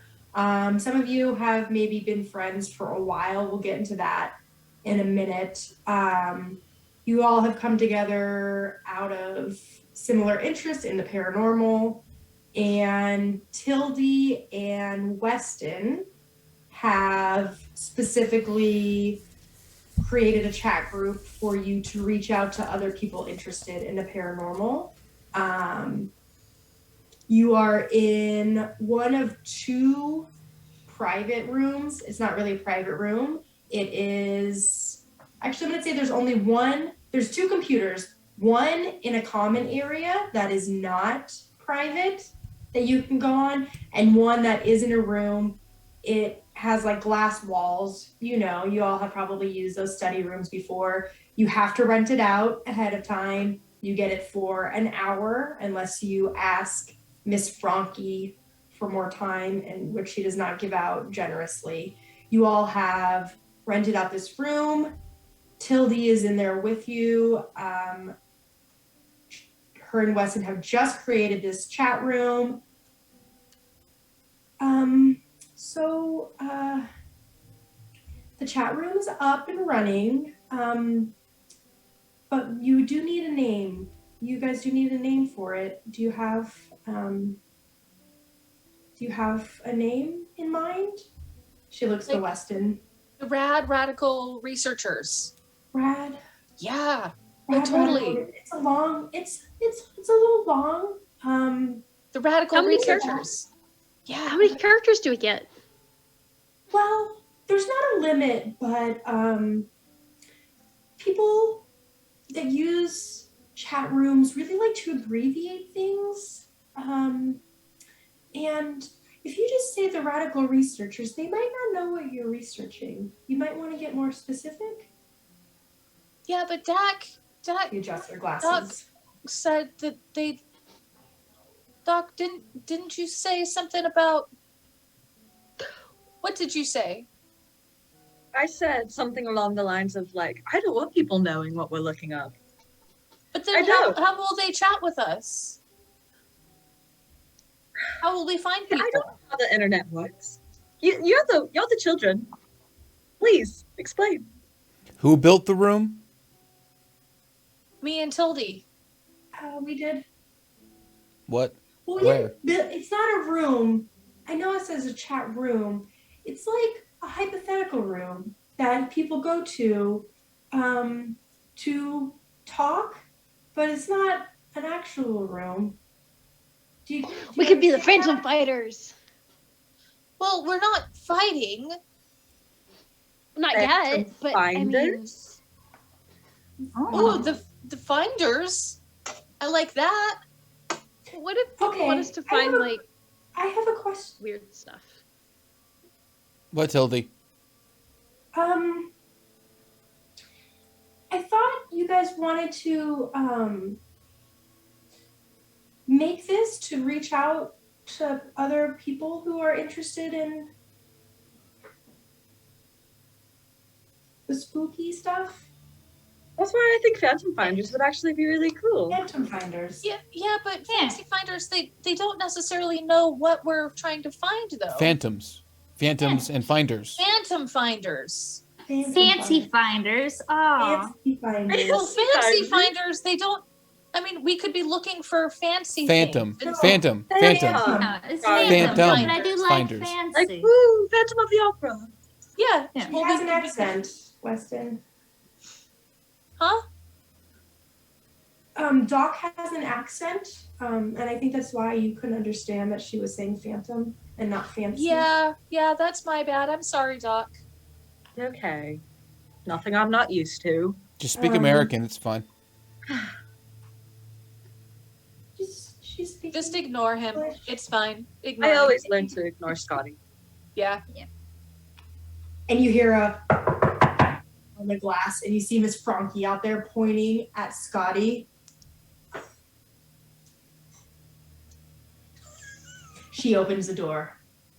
I have told you so many times to watch the level of your voice and to not use obscene gestures. This is a place. We She looks at Tildy. This is your group. You're helping them. This type of behavior will not stand. You have 10 minutes left. And then you all must evacuate the library. Good day. Thank you, Miss Frankie. Thank you. Frankie. She sniffs it and closes the door. It's okay, guys. I have to make nice with her because I'm going to see her again on Saturday. She's my boss. Yeah. Tildy, how do you put up with that witch? Fine. She's fine. She knows so much about books. She's very smart. Witch is such a strong word. She is I- experienced. She's a grade A witch. If you get on her good side, like if you're really, really quiet, she'll actually help you find really good books on the paranormal. It'll be like- fine. I'll bake something for her next week. You all were This'll all saying be- witch. I thought you were saying bitch. That makes way more sense if you were saying bitch. Scott. Weston, there's What? something on. We're You got something polite. on your nose that's brown. You might want to get it. And I go to wipe it off Tilda for keeps him. looking out and sees Miss Frankie. Anyhow, we were talking about chat room names. We only have 10 minutes. We need to name this. I'm gonna go distract her. Phantom fuckers, right? That's what you said? Oh, Phantom Oh, Finder. God. Find them. Tildy walks out of the room like so embarrassed. That's disgusting. That's what I didn't What's say. wrong You with said it. you? One of you said it first. I didn't say it first. Oh, we didn't. Finders. Jen Scotty. What is wrong with you? Are we going with Phantom Finders? Finders. Okay. Finders. Scott. How would you even do that with a phantom? So the PF. I mean, I wouldn't say no. I would definitely give it a try. You would just Scott. be like a What? Julie. You would just go through it. Children. How old are you? I go to the computer and I type Weston's in like Phantom 17 Finders. years old. When I was 17 years old, I was. What were you doing, Scott? Tell us. You want me to? Oh, I mean, she said that there's children. I shouldn't talk about this stuff. Apparently, their ears are too immature to know about the fucking and the fighting and the drinking and the smoking. What? Time is up. I hear what you're saying in here. These are not soundproof glass walls. Have you finished on the internet? We are finishing up. Yeah, I saved everything. We're good, Miss Frankie. We'll just take a Thank few you. more minutes. Thank you. No, We will be it's not now. dispersing. We will be Thank you. dispersing. And remember, if you want to meet up next week, you have to sign up in the book Yes. before the day of. Okay? Thank you for that. Is somebody else coming in right now behind us? Is there somebody else in the book that wants this computer? That is none of your business. We need time for cleaning and resetting. So where's the book so I can put my name in for next week? I will write it down for you. Thank you. Who would like? Do you want it under your name, Scotty? Yes. Fine. Same time. Yes. Same bat time, Yes. same bat channel. Perfect. Now, if you would please I don't know what this means. leave. Oh. It was subtle. Well, we can go still talk in one of the other areas. We don't need the computer for talking. As long as it's Quiet. Yes. I mean, I found a couple books that we can That go through sounds and talk about. excellent. Books? I would love Yes. to hear much more about that, Weston. Okay. Yay. So Go she's for it. getting out of here. So this is past time. This is not present time. So besides you guys continuing to do this, I do want you to actually disperse and tell me what your players are going to do. Where they go, what their home is like, where they live, how they're getting there. Since Mary Sue has a van, none of you. The rest of I you also have I have a car Okay. too. I have Perfect. a classic car. Okay, so we don't have to get too into RP, but a little RP segment from each of you about where you're going, what you're doing, if you're going home, if you don't like going home, those types of things. I'll drive Deanna home. I'll drop her off on my way back to my place. Since she uses my house for a lot of shit anyway, Yeah. you know. I just drop her off at her house. Diana. Is that Deanna? Sorry, whatever. How do you say it? I have it written down. Deanna. It looks like both. Like a female version of Dean. Deanna. Deanna. Oh, okay, I understand. Yeah, Oh, I see what you did there now. There you Okay. that's why Took she was him a laughing minute. so hard. You cracked yourself up with it. So yeah, I'll drop off Deanna. I can give rides to whomever. She's always more than willing. Yay, because my family does not have an extra car for me to drive. Either that or my mom has to pick me up and drop me off. Yeah. Oh, I'm sure that me and your mother are on very good terms. Yes. I tend to walk home. Usually just go down my own little path. Say goodbye to everybody. I figure I always offer and you always Yep. turn me down.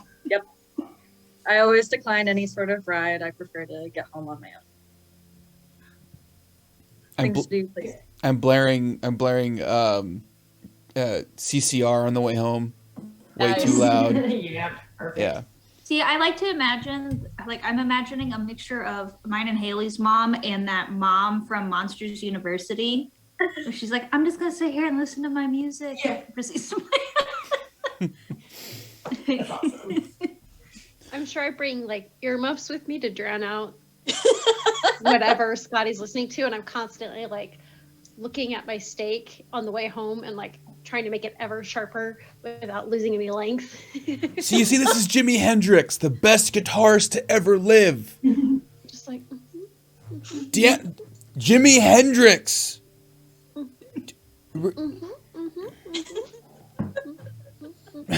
All right, so tell me about where Scotty lives, where, God, why can't I, Deanna.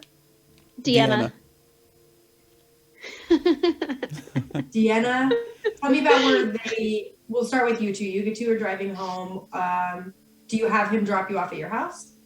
Mhm. Tell me about your house. Tell us about where you live. So it's just your typical 90s suburbia, you know, with meticulously manicured green grass out front, the little white picket fence or, you know, blocking off the grass so nobody can step on it. And there's the little sign that says keep off grass because my father doesn't like anybody to step on the grass. He wants it like perfect. He uses like a little stick to measure to make sure it's like exactly to specifications. So it's just, she's got an older sister who's a couple years older, like 18. So she'd be the typical cheerleader, busybody. always trying to like nose her way into her love life while rubbing it, in her face, like, oh yeah, my boyfriend, blah blah blah. But yeah, so it's a little 3-bedroom, 1.5 bath, and she and her sister share the half bath. Are you popular? Are you an outcast? Like, no, she's a loner. She spends a lot of her time with her nose in a book, even in class, and gets yelled at a lot by her teachers. She doesn't really care about friends. They're not that important, except for the other people who shared experiences with her, because they believe. So they, actually might be worth something. But everybody else at school is a plebeian. They're a moron. They don't know the real world. They don't really know what's out there. There's ghosts that watch you in the shower while you bathe. Who knows why? What they're doing? She's a never They're out nude. there. Yeah. So, do Yes. you actually have a crush on anybody in the group? No. Oh. Oh well, I'm sorry, but Scotty's too old. No. I'm saying aw for Weston. yeah. Weston is still convinced that she likes him, but yeah. No, he's more like the brother she wished she had. Oh. Even though he doesn't like her, he's crushed by that. All right. What about Scotty? Scotty lives just outside of town, What up kind of off. car does he drive? Shitty Trans Am. Actually, he drives an immaculate '75 Firebird. Thank you very much. Nice. It's crimson red. I already have that all planned out. Thank you. But his house is a little log cabin off a dirt road just outside of town. It's tiny little spot. It's just like 1 bedroom, bathroom, kitchen, living room. But there is a basement, and the basement looks like Bert's from Tremors. And that's kind of the armory space of his area. Not a lot of friends for Scotty, obviously. He usually sits on his front. Yeah, he sits on his front porch and drinks his Coors Light. That is his life. Does he have a dog? No, he lives alone. He is all alone, no dog. He just sits on his front porch. Alone? Yep. He listens to his records and drinks his Coors Light. How far out of town does he live? Not far. Not even like, I wouldn't say outside of town technically, but like there's not like a neighborhood there. He's still in town limits, but there's just like a dirt road where there's just a few cabins and Or that? Yeah.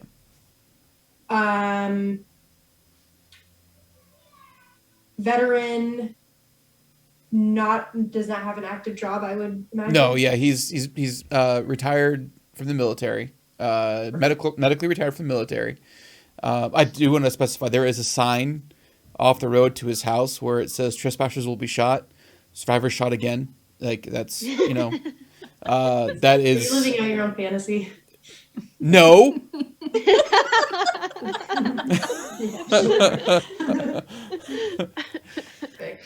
No, I actually I know this person. I know this person personally. I've met this person before. So no, yeah.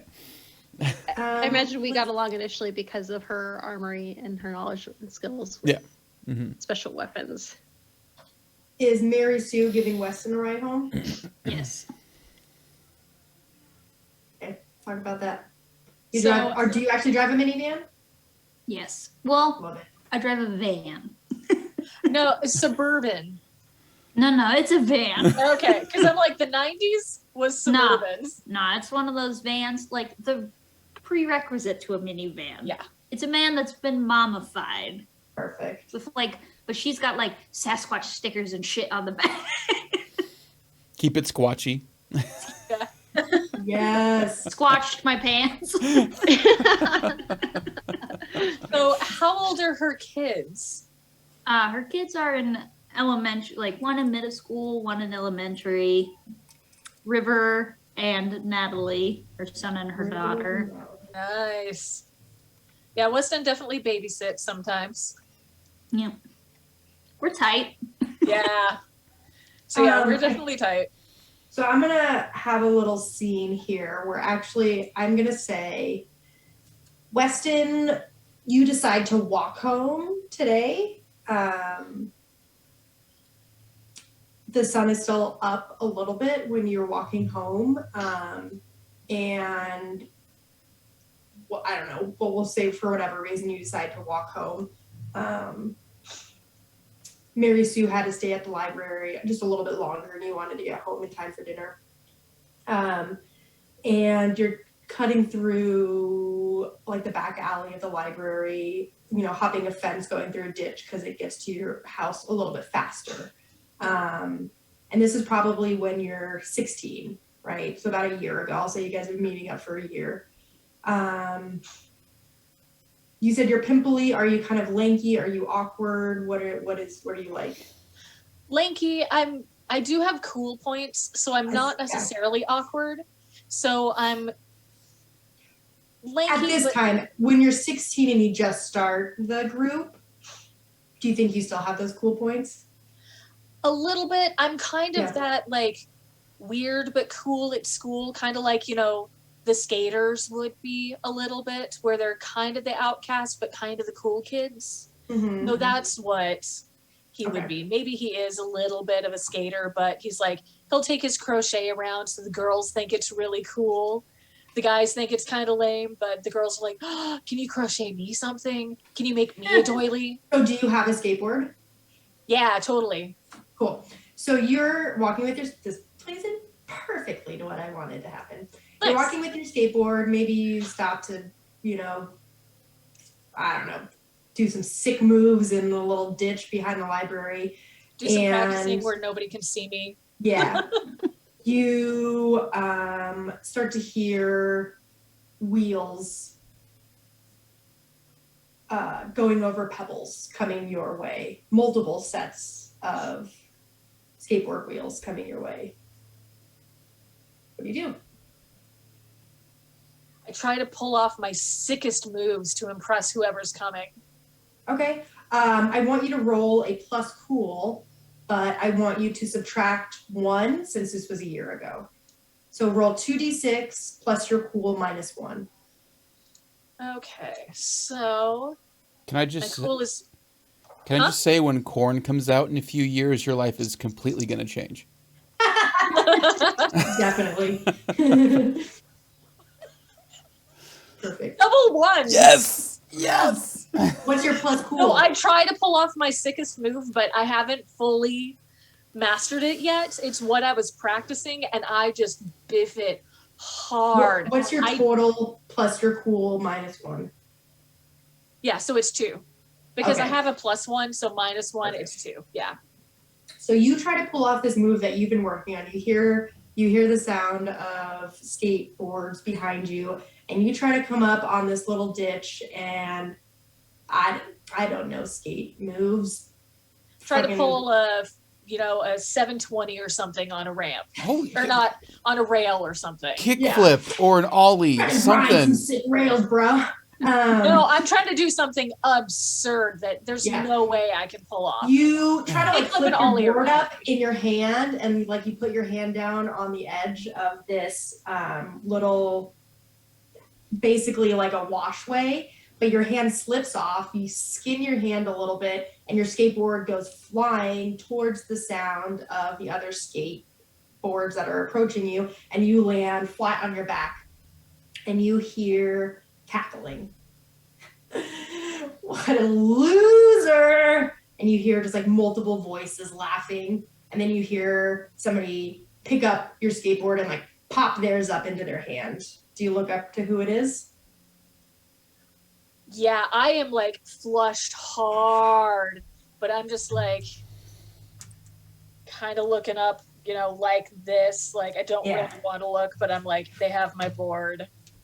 You look over and you see 5 teenage boys your age that are also riding skateboards that frequent parks that you don't go to that are a little bit sketchier. They like to go to abandoned places, and they're kind of the bullies of the skateboarding world. Hi, Blake. What up, dweeb? I saw you what was that? Were you roller skating? Were you dancing? Were you trying to break dance? You know, I pulled it off perfectly before you guys came, but then, you know, the pressure of having an audience, I'm still practicing that move. It's Yeah, you failed. I see you're bleeding. yeah, Why don't you a leave the little bit. skateboarding to the people who know how to skateboard? Why do you think I'm The practicing by cool, myself? the cool kids. I never claimed to be And he cool, turns man. around and he points to his back, and there's a big H on it. The hunters of Hunterton Townsville. God damn you, And Melissa. they all do that. They all turn around. Some of them have like jean jackets with the sleeves ripped off, and they all have H's on them. And they all go, hunters. Roll my eyes. God damn you. Can Damn you I to hell. just have my board back already? Oh, this?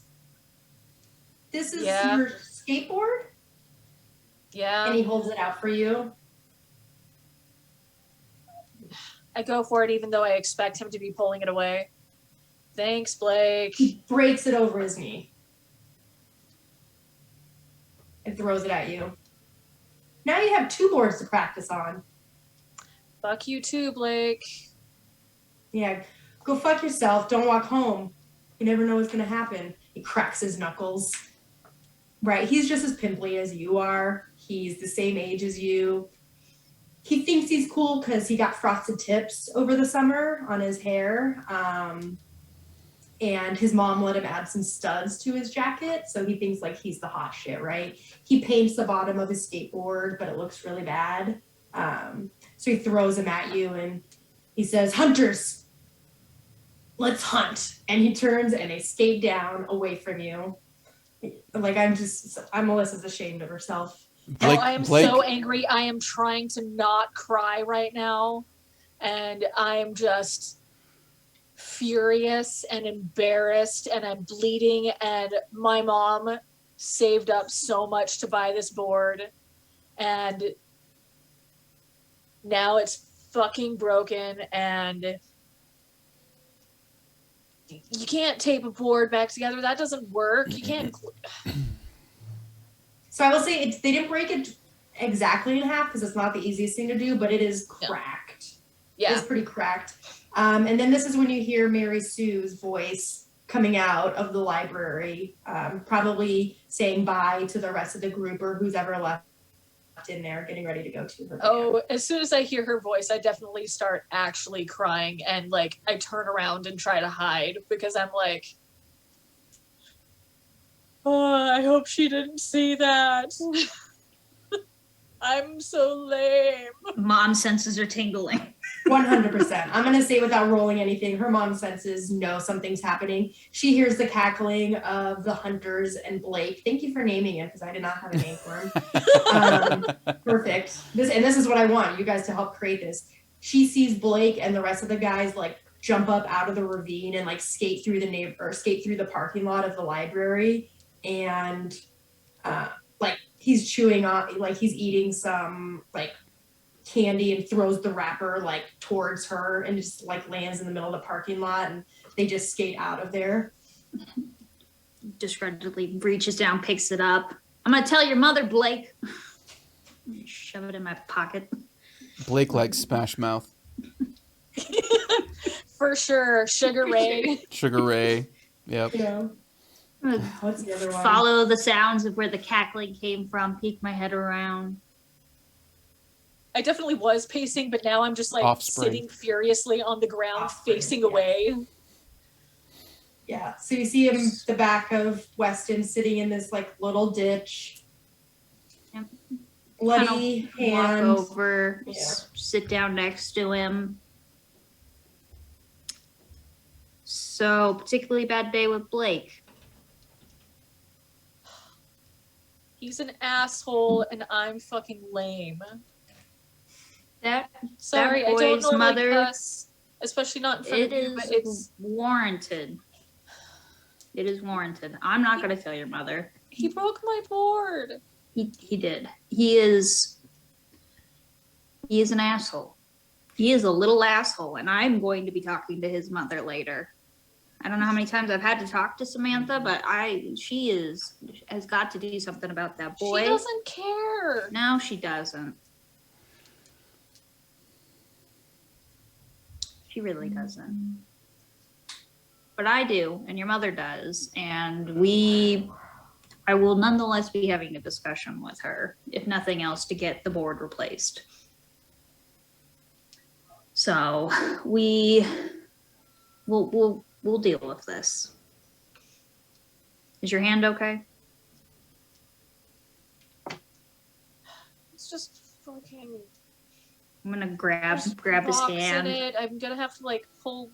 Grab a tissue out of my pocket. And I like wipe it, make sure it's. If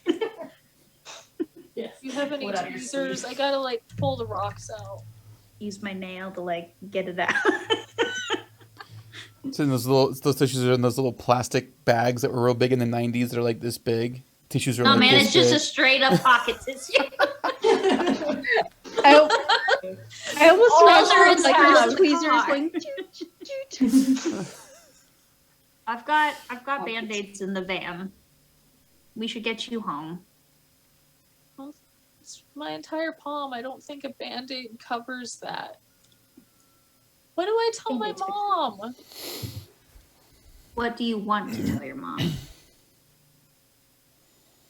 Do you want to tell your mom? Because I can talk to your mother.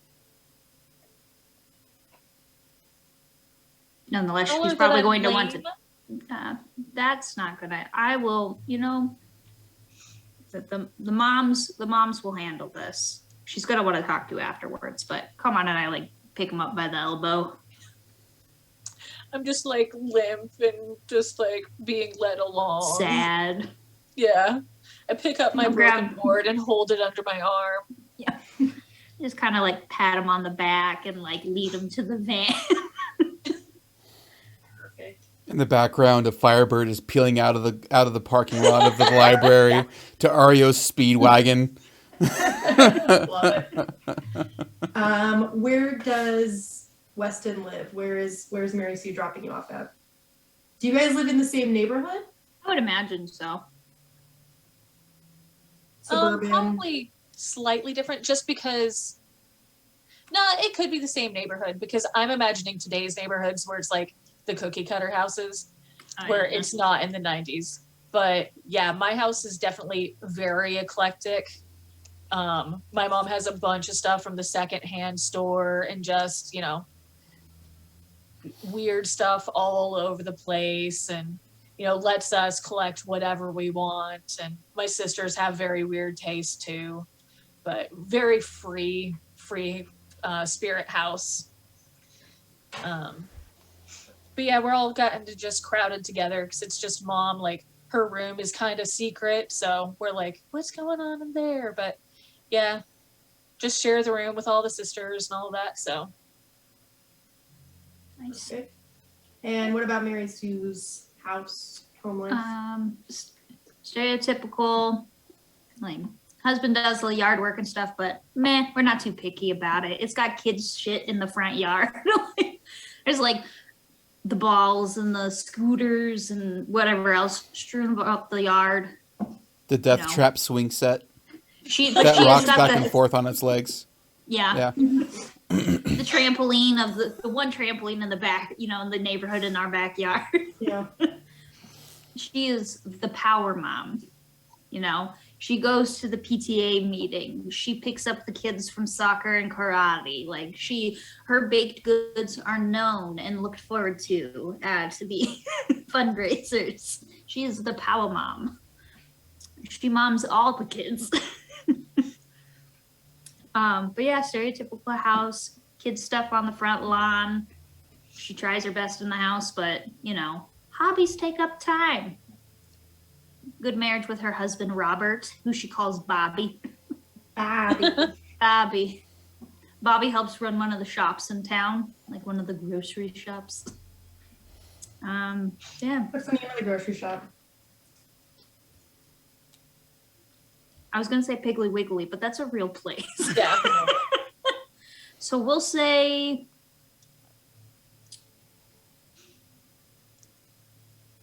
man, I wasn't prepared for that one. Gary's grocer. You know, Hunter's that's a really, cash. I like Gary's grocer. We'll go with that. Gary's a good friend of ours. Yeah. He's your brother-in-law. Yeah. There you go. Yes. We're gonna go with it. Excellent. Yeah. And now let's go to Doc. You said you're walking home? So Doc like walks home, but really Doc just walks down to the local ironsmith and hitches a ride with her neighbor, who is the owner of the ironsmith downtown. And they live about 30 minutes outside of town in a really small little remote area. She lives in a small wooden cabin with her partner. She's never named her partner. She just refers to them as her partner. No one's ever met the partner, and but everybody knows about the partner. And the house outside is very live with native plants. It's thriving. There's a second floor, and the porch has ivy growing all the way up and up the sides. There's a lot of little wind chimes outside and a little strawberry garden out in the front. She lives at home with her partner. They talked about their one kid who has gone off to live in England by themselves. And no, wait, that doesn't make sense. They're not their partner. The partner she has a kid, and they've gone off to live in England by themselves. And she is very quiet at home. She invites only really ever Mary Sue and Scotty over for tea. Her house is very cozy, very warm, very opposite from her actual character. And she does have this one room that just emits an eerie feeling. Once you get near the door, you start to get a little cold, and you don't really know why. Scotty has asked about it before, but I just brushed it off as if it was nothing, and have never unlocked the door in front of anybody except for my partner.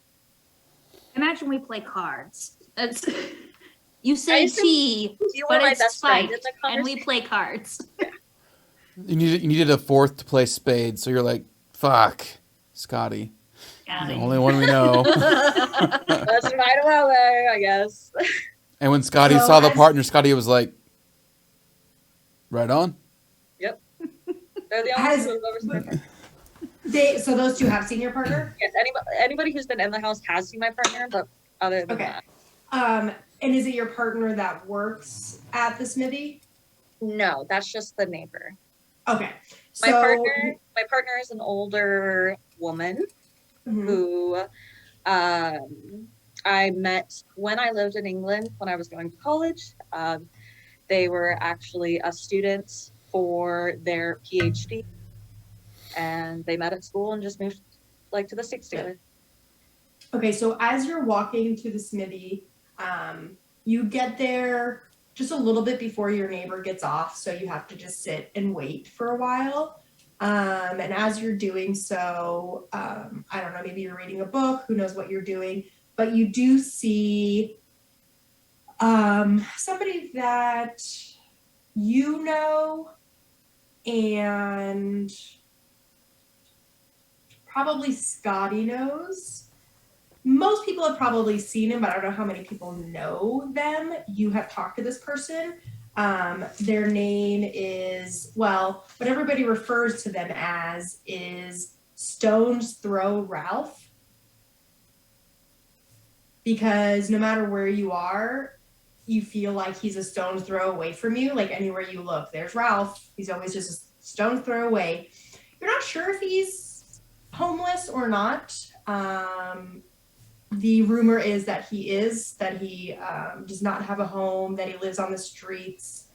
From a far glance, it does look like his clothes are ragged and dirty, but when you get closer, you can't quite tell if it's meant to come off as that, or if he actually is wearing dirty, ragged clothes. He is late 30s, early 40s, hard to place. Again, can't tell if he's attractive, could be, was attractive. It's kind of hard to tell under the clothes. They're kind of baggy, a bit of an unkempt beard.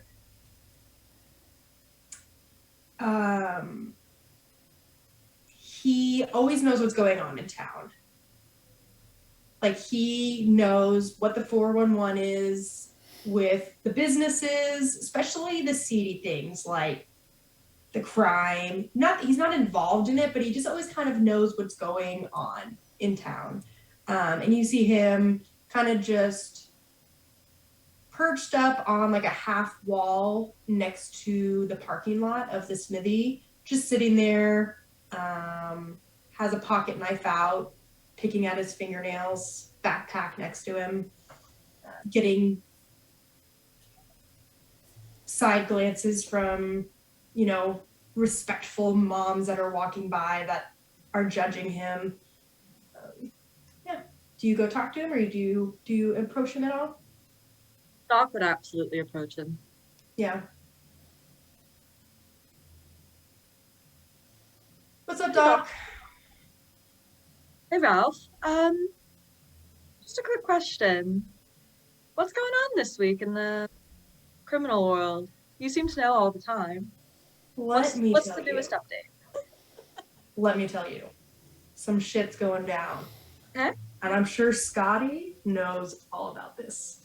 I saw Scotty earlier today.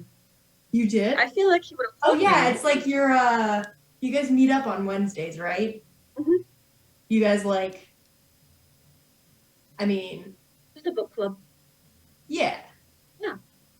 It's a book club. Because Scotty reads. Yeah, right.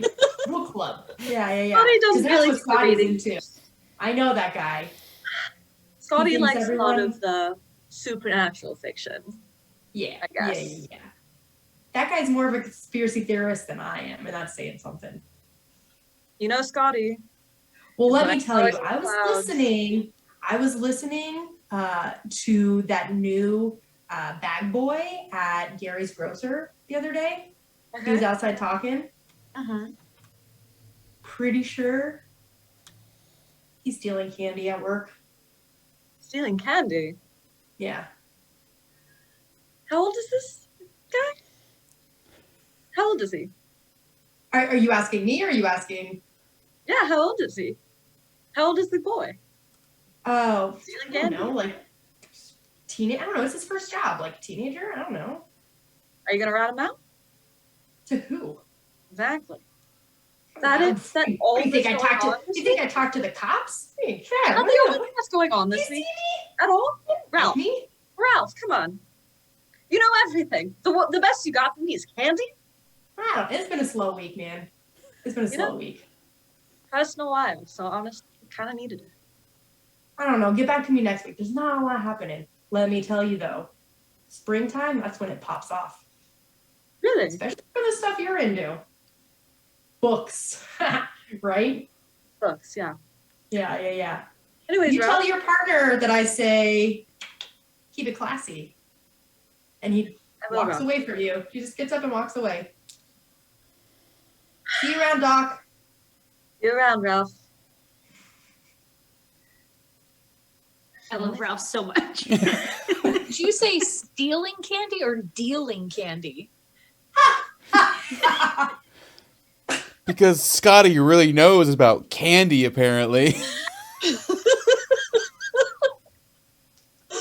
I said stealing candy. God, I wish I said dealing candy now. Yo, he's dealing that candy. Yo, you want them with Yeah, the black you- market well, I mean, Snickers? that's I got what black they market called, Snickers. like, Yeah, I got those LCD in the Necro 90s wafers too. for you. Yeah.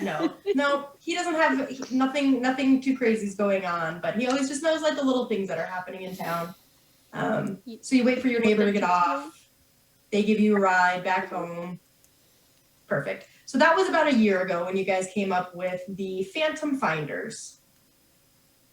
Since then, who would you guys say you're closest to in the group? Or if it's not somebody in the group, Do you guys want to create an NPC that you are close with, that you want to possibly have be in the story occasionally? You can do that. I have come up with a few, obviously, but if you guys want to have like maybe Weston's mom is a big thing, or one of his sisters, if you guys want an NPC that you are close to, have a rivalry with, that's hard to say, or something like that, you guys can come up with your own if you'd like. I'd There's say not a I'm guarantee. probably pretty close to Weston's mom. Okay. I imagine I'm Martha. What's her name? Samantha. Samantha's Blake's mom, and I definitely Blake's would like mom. to see more of her. That's right. That's right. Yeah.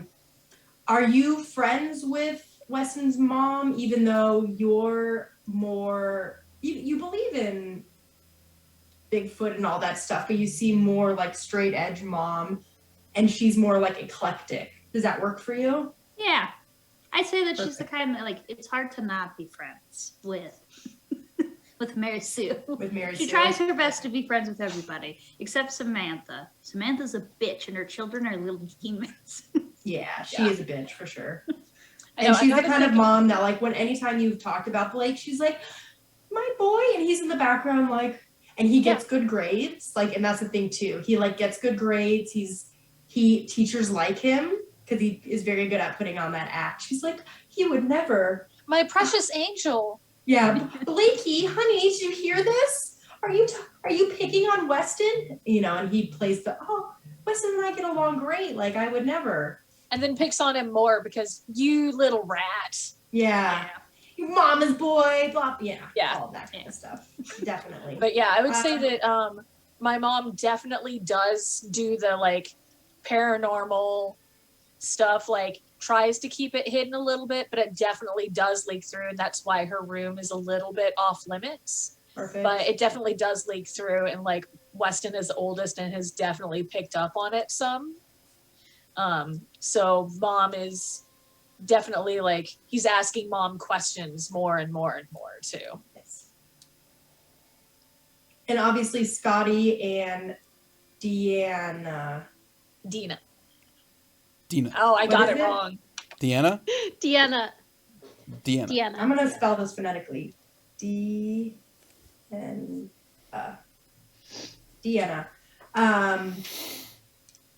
He gives you a ride home occasionally, helps you maybe practice he houses your guns and things like that. How did I'd that say, friendship? Yeah, like that. It probably. I don't know. How did that blossom? I So- probably saw his gun, and was like, "Oh, you've got a XYZ," and he was impressed. And the only thing we have in common is guns and the paranormal. Yeah. Otherwise, it's like. You probably everyone knows about the crazy Vietnam vet on the outskirts of town, and you're probably like, he knows some things, and went out there and like asked questions, and yeah, you were like, oh, that's a 44 Magnum that you have on your hip, and he was like, yeah, shit, great, yeah, and now it's like a mentor student thing. Okay. Though you're kind of trying to learn about the guns and stuff, and he's trying to push his crazy conspiracy theories and right wing nut job stuff on you, and yeah. So It's just like, So which caliber is better? This one or this one? So how did he start letting her have an armory there? what I kind of feel like happened was I actually used to babysit Deanna. And even though everybody thinks Mary Sue is my best friend, in reality, I spend most of my time hanging out with Scotty, and he just comes and hangs out and we play cards and poker and things like that.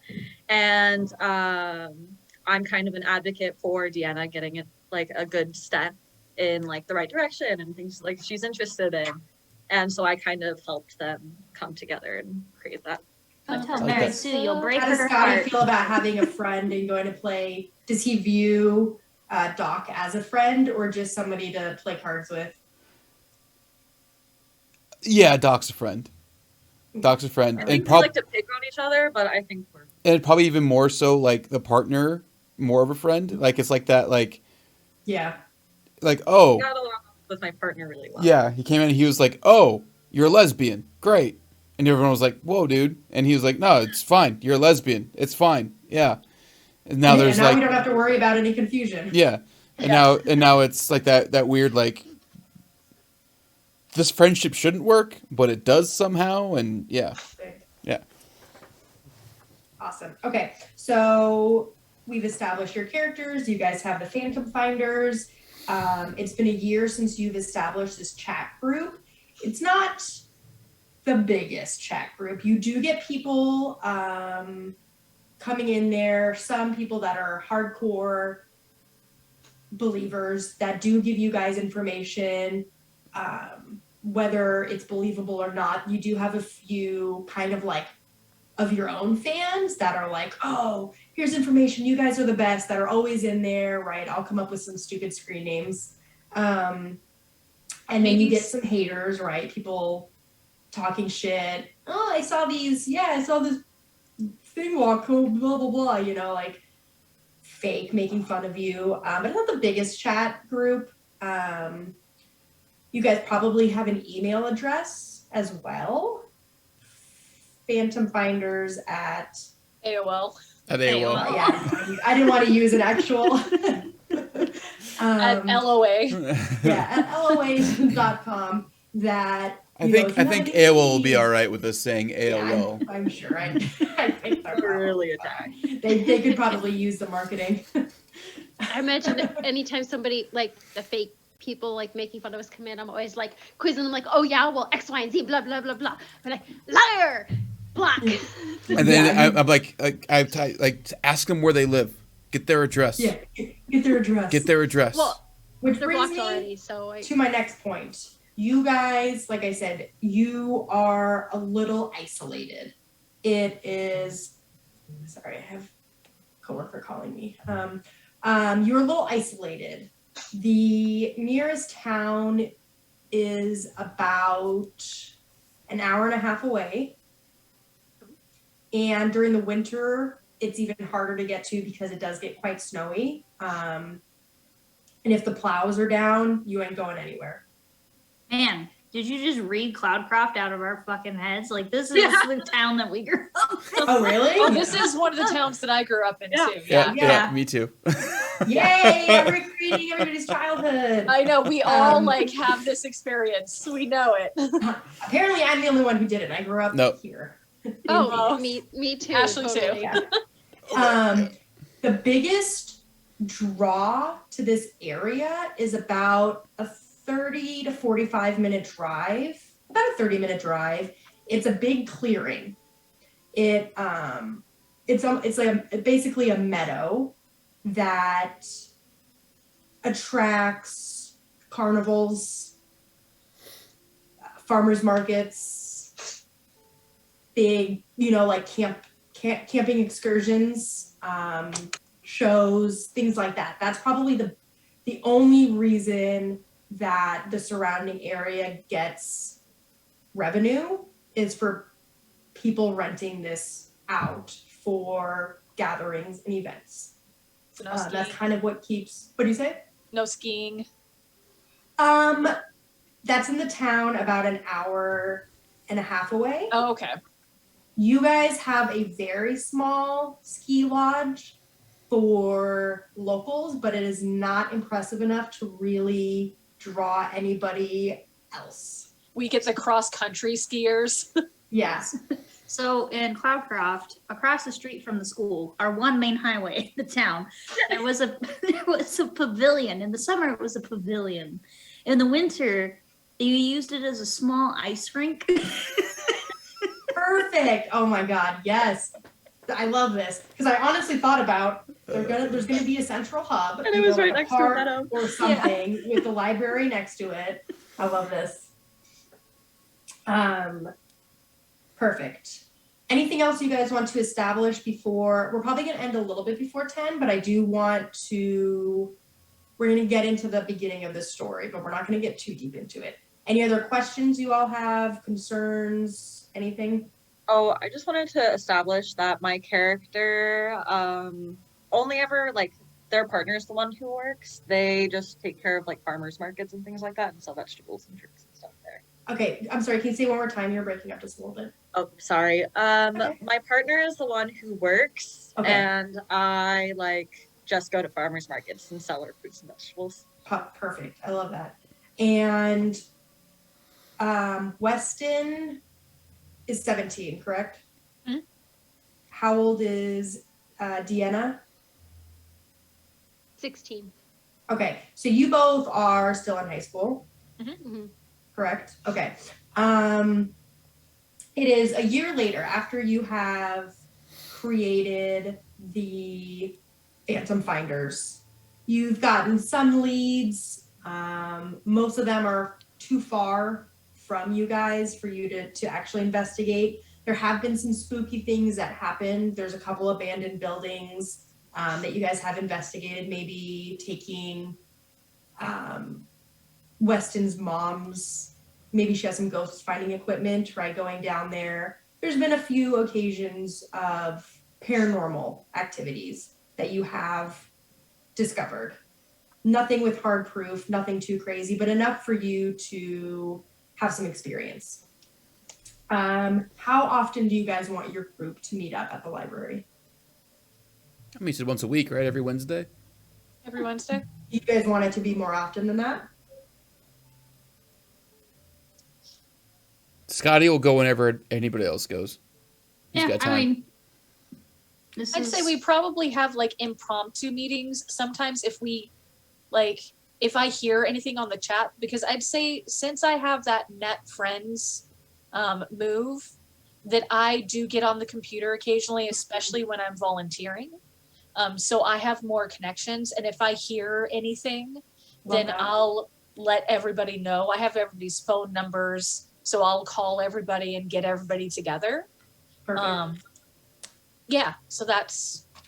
So we'll have impromptu meetings sometimes, but I imagine that Mary is called a few, like, it's an emergency, and you get there and she's like, I just got my roll of film back, and it's like blurry photos of the meadow. I love that. There's a Like thing, a speck of dust that's like, look, it's an orb, like a shadow. dust.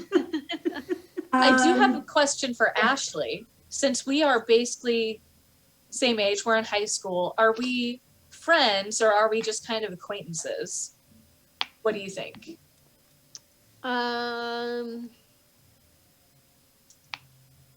Maybe casual friends? Is it like we different don't at hang out school and constantly. outside of school? Yeah, I was gonna say it'd be different at school versus outside of school. At school, she'd be like, I don't want to talk to anybody, leave me alone. I've got my nose in a book, go away. So I'm sure Weston would take it as, oh, you don't want to be seen with me, where she's just like, no, I don't want to talk to anybody, go away, leave me alone. But then outside, when they're in the meeting, she's like, oh yeah, like, engaged because you're sharing a similar interest. Yeah, maybe he'll like pass her books at school and things like that. They'll hang out sometimes outside of school, but they're not like hanging out just for the fun of it. Yeah, I imagine it's a lot of like her going and just like, thanks. Yeah. Walking He's like, along. here, read this one. This one's really cool. Yeah. Cool. Yeah. Thanks. Okay. Okay, so for Doc, you have a move or one of your features that allows you to roll at the beginning of a mystery. Mhm. And you get some sort of insight. So will you roll that, but also read it off to me again? Do I roll 2 6 die? First read it off, and then Okay. you will be rolling 2d6. Okay, at the start of each mystery, roll plus weird. On a plus 10, you get detailed vision of something bad that is yet to happen. You take +1 forward to prevent it coming true, and mark experience if you stop it. On a 7 to 9 plus, you get clouded images of something bad that is yet to happen. Mark experience if you stop it. On a miss, you get a vision of something bad happening to you, and the keeper holds 3. To be spent 1 for 1 as penalties to rolls you make. Okay, so go ahead and roll plus weird. So roll your 2d6 and add your plus weird bonus.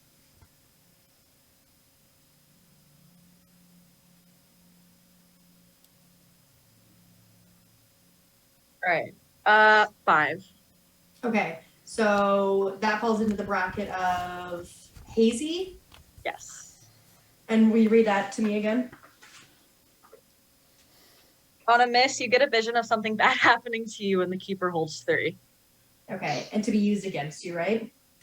To be spent 1 for 1 as penalties to rolls you make. Cool, cool, cool. Let me make note of that. I hold 3 against you. Sorry. Good start. Okay.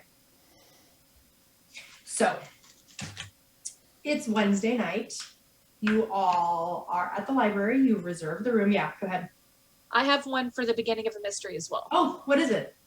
Connect the dots. At the beginning of each mystery, if you look for the wider patterns that current events might be a part of, roll sharp. On a 10 plus, on a 10 plus, hold 3, 7 to 9, hold 1. Spend your hold during the mystery to ask the keeper any one of the following questions. Okay. So I'm going to have you roll that in a minute. Okay. Once, because it will be pertinent in just a moment. Okay. So you are all at the library. You've reserved the room. And Tildy is, you guys are all making your way in, chatting, just about to come in. And Tildy's like standing in front of the door, like, What? You guys- come in. Shh, come in. Quickly come in. Yes, Okay. Tildy. Well, get out of the way. Move out of the doorway. Okay. I'm like awkwardly tapping Hildy on the back. What is it? Everyone sit down. Is everybody sitting? I'm sure I standing. walked in and immediately sat down. She closes the door. So I was doing some maintenance in the Phantom Finders chat room, and our town was mentioned. Yeah, someone said blah blah something. Well, they got the name of the town wrong. They said Hunterton's Townsville, but I think they were talking about us, and they said it was kind of a threat, I guess. What did they say? Well, they said, well, I blocked them and then it deleted the message and I can't get it back. I don't know. Maybe Weston, can you help? Because at first I was like, oh, they're being mean, so I blocked them. But then I thought, oh shucks. It said, do you remember? It said Hunterton's Townsville. They got it wrong. Better watch out. Like some we're coming for you, or like things are coming your way.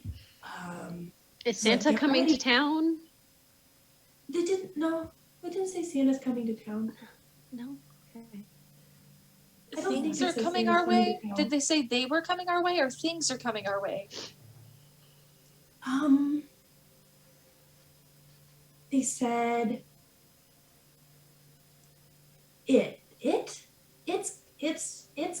it's coming your way. Oh, Did they explain anything else? Can you remember anything else? Well, that just happened. I immediately sit at the computer and see if I can figure out how to unblock and undelete the message. Okay, so you go and you sit at the computer, and immediately you see where the message was blocked. Right? It says, whatever. What's Tildy's username? Tildy and the year of her birthday. Yep. Exactly accurate. Tildy 82. I don't know what year it is. She's 14. No, she's Yeah. 24. So yeah, it would be Tildy, in the that's 70s. my birth year. In the 70s. Has blocked, and it has it blocked out. But then underneath that, you see a bunch of responses from other people, saying things like, "Oh my God," like.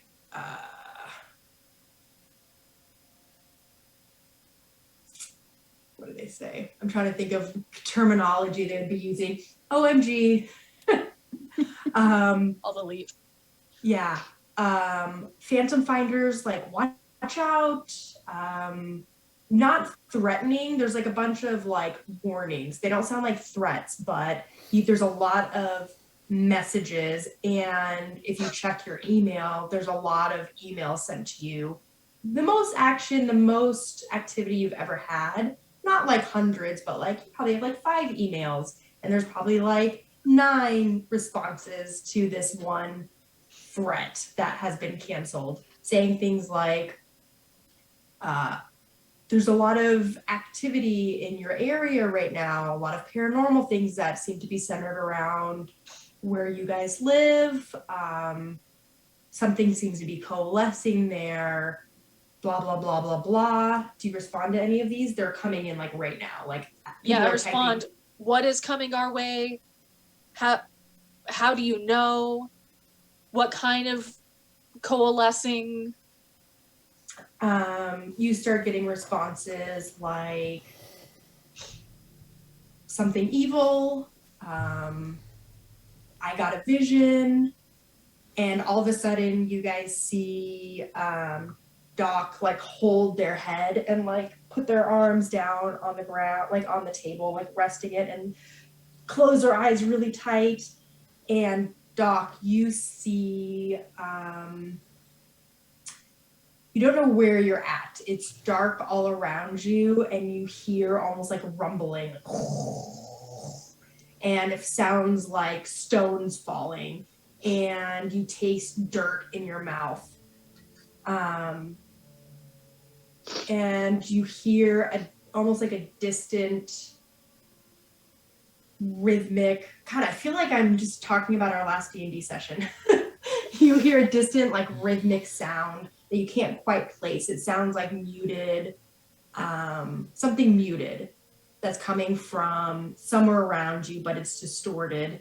And you're trying to get out of wherever you are, and then you look around and realize that you can't move. You are in complete darkness in the ground somewhere, and you are completely immobile, almost like you were buried alive. And you hear your friends above you yelling and screaming and crying, and you can't seem to get out of wherever you are. And then you feel whatever you're laying on, this dirt, open up from beneath you, and you just fall.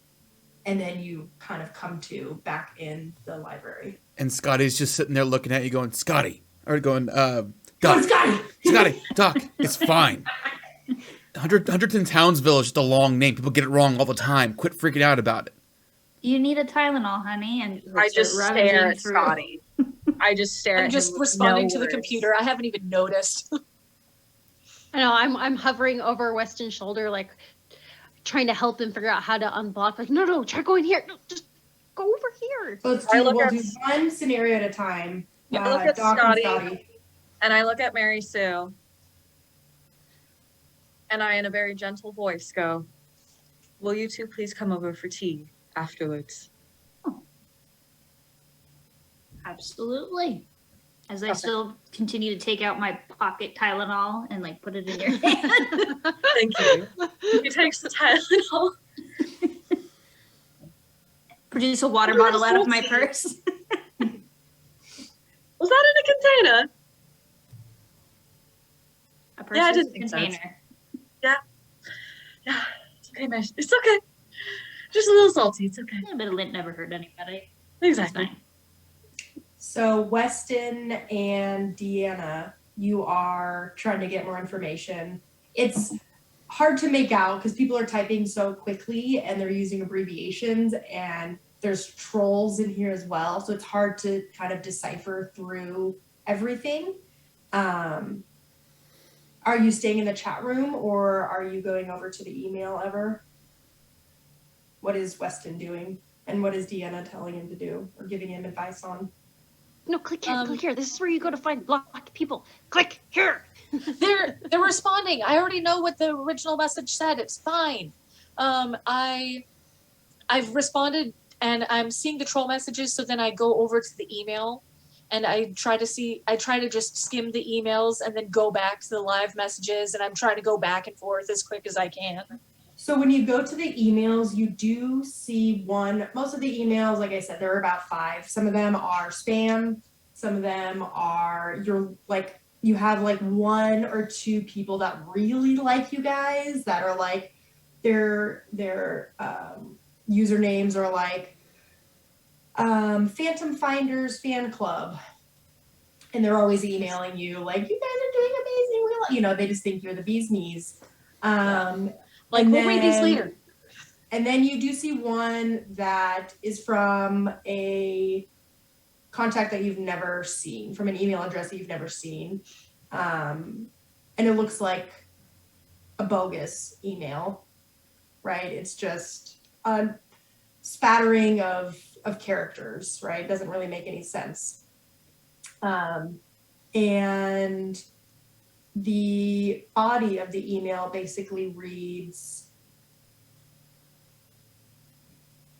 something is coming your way next week. I can't get there in time, but it needs to be stopped. I don't know what it is, but the Phantom Finders need to do something. I read it out loud. Guys, we're getting so many messages about this. Doc looks really pale and starts to sweat a little. And this is not their usual way of being. And so they ask, did they say anything about what it potentially could do? How to fight it at all? Could we email back to them and ask? Yeah, I can respond, but in the chat room, there are people saying that they had visions about it. A lot of people are saying something is coming, but nobody knows exactly what it is. But at least this person knows that it's next week. I'll respond to them and ask where they are and how they know. So I start typing up an email. Thank you for the notice. How do you know? How do you know this? Anything you can tell us about this thing, please, please let us know. And just make sure that you type in there, it's Hunterton Townsville, not whatever they said before. Well, I don't know if this is the same person because the original message is blocked. But what if they all What? think that that's the name of our town now, though? Yeah, just Hunterton Townsville. Just make sure you put it in there. Oh, okay. I don't This is understand. Hunterton Townsville. There you go. Yeah. not Are you sure this is Hunterston's the right Townsvilleville. Yeah, not Huntington Townsville. Are you sure this is the right location? Yeah. You said that? Yeah. Okay. Please respond Wow. ASAP. Yeah, you're not going to get a response immediately. Yeah. What else do you guys do? It's going to take a while probably for anybody to respond to you. You can tell Doc, that Mary's a little, she's putting on that like, oh no. But like in her eyes, she's excited. She's kind of got that mom face on at the moment, keeping her cool, but she's like, fuck yeah. Finally. Of course. I'll probably leave the room and see if I can start looking at historical books or anything that's got like dates and times that I can use to corroborate like what's coming up in a week. Yeah. Okay, what specific? I what told kinds of Weston books? that he should go with her. I don't, because I go on the internet and I start not in the chat room. I am looking up any like alignments for next week, any kind of creatures that are said to be around here. But I definitely start looking up alignments for next week. Okay. And Roll to what figure is- out Alta Vista. Right. Seriously. AskJeeves.com. What is Deanna specifically? What types of books is she specifically looking for? Books about like tragedies, any kind of tragic events caused by, you know, like people, like wars, fires, things that happen to people, or and So- books that Specifically, Like, Hunterton Townsville history. yes, like Okay. if there were any events that happened, like In the same bad time event- frame. Yeah. Like Tragedies. or natural disasters or tragedies where like somebody lit something on fire and like looking for patterns and times in the history of the town. Perfect. Okay, so go ahead and roll to investigate a mystery. Is that Both of you. 2 dice or 1 2d6 dice? and add 2d6 plus your. is it sharp? Sharp. You get to add sharp. One of you gets to add something different. Scotty pulls his Well- cigarette pack out and he looks in it. He like shifts it around until he's like, oh, there's one. He pulls out what's clearly not a cigarette and hands it to Doc. Doc Not immediately a cigarette. and Um, looks at it. She goes, in the back? Yeah, yep. In the back. Shoo them out of the room, making sure that the woman doesn't see. It's just a doober. Whatever. Take your doober and doob outside. Thank you. So me and Scotty go outside. Just a duper. And I look at him, terrified. He's never seen me like this. I've never had anything like this happen to me. And I finally tell him, I think something bad is going to happen. And I think it's going to happen to me. And I think it has to do with what's coming. Great. Well, this will be fun then.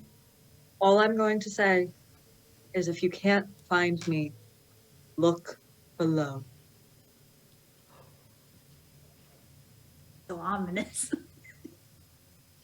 All right, so we're gonna Just wrap want up all people knowing three of that she these has powers. threads. We're gonna wrap up all three of these threads right now, right before we finish. So Okay. what did Deanna roll? 10. Okay. On a 10, you get to hold 2. So you can ask two of the following questions. What happened here? What sort of creature is it? What can it do? What can hurt it? Where did it go? What was it doing? So it's a little bit different when you're investigating something like in a book. So tell me what kind of information specifically you're looking for. You said if there was any big tragedies. Yes. And like Okay. how, and if there's any pattern to when they occurred. Perfect. Okay, I will give you 2 pieces of information.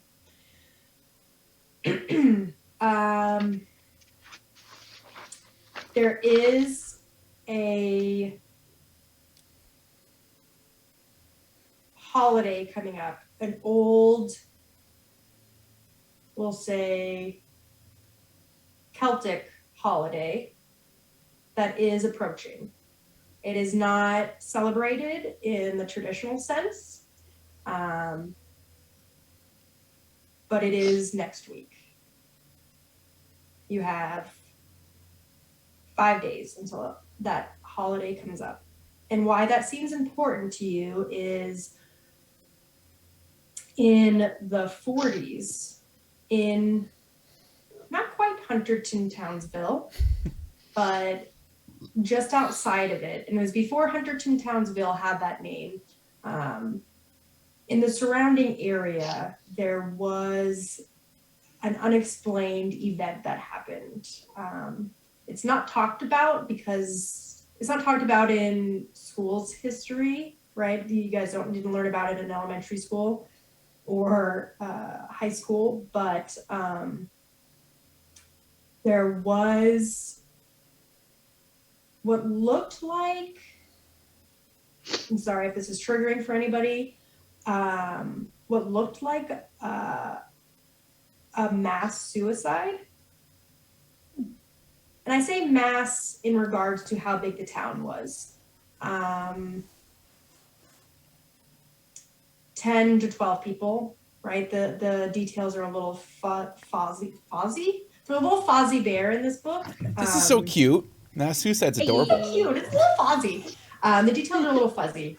It's a lot of speculation because it was cleaned up very quickly, and nobody could quite tell what caused the death of these people. There were no actual injuries. It looks like they all knew each other somehow. They had threads of knowledge of other people, but it didn't look like they were related or super close to each other. And it seemed like they all just ceased to be. There was nothing wrong with any of them. Physically, there was nothing wrong health-wise, there was no injuries. They just found these people out on the mountain, dead.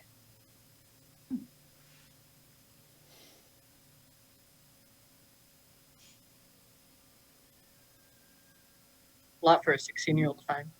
Yeah. And that's the only information you get from this book. Weston, what was yours? I also rolled a 10. Perfect. You're looking up alignment of like Alignment of planets, but then I was also looking for what creatures have been sighted near here. Okay. What you get is a lot of Bigfoot, right, in the woods, hairy, large creatures, just a lot of unfactual, very just, loose information. One thing you do find, however, is nothing related to planetary alignment, but you do stumble across, again, the same information that Deanna found of an old, very unpracticed Celtic holiday that is coming up in a few days that was very much, let's see, what information do I want to give you?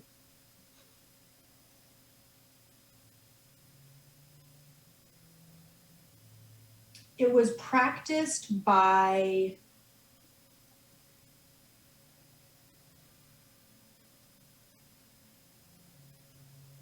worshippers of darkness. Huh. And it was practiced and celebrated specifically on a certain day when it was said that the darkness was heavier than it normally is, more palpable.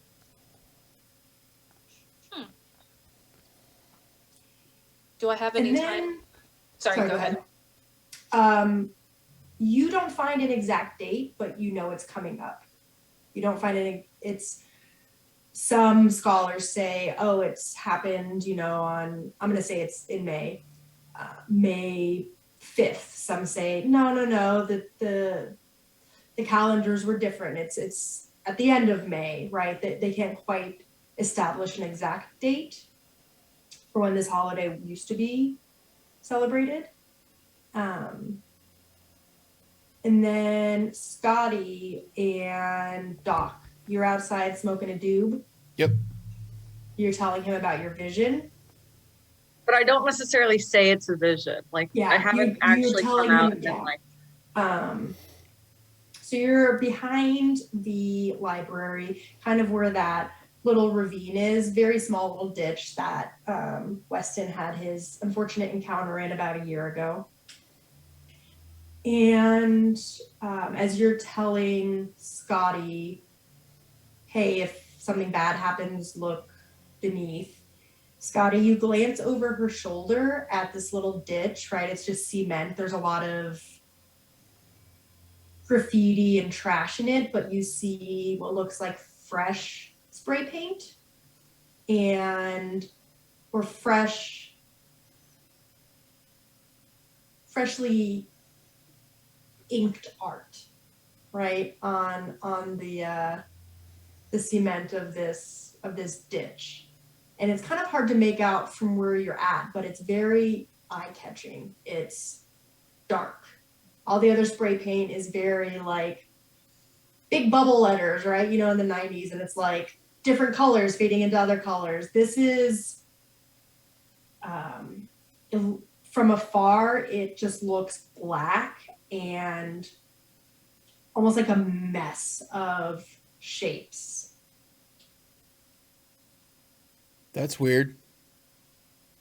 I turn around to look at it and immediately start walking towards it to check it out further. As you guys get closer to it, you see that it's still wet, right? It has been freshly painted.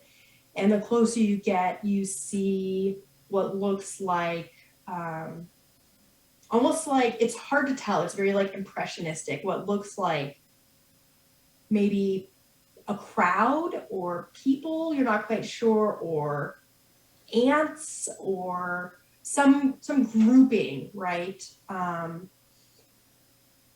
it looks like they are falling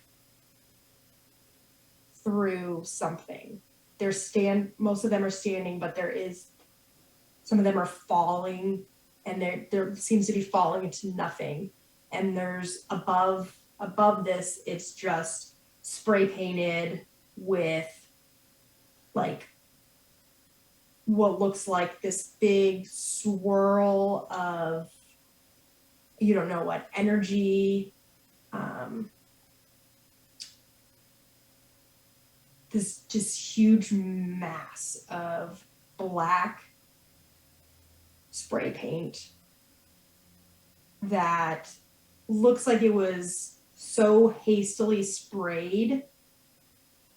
You know, when people are sitting there like drawing circles in movies just like over and over, just looks like this person was just like, you don't know how long it took them, but it looks like they probably used the entire can of spray paint just to spray this circle above them. And then you see like it just dripping down on this crowd or this group. You don't know what it actually is, but it looks like people falling. I gasp a little bit and stare at it and look at Scotty.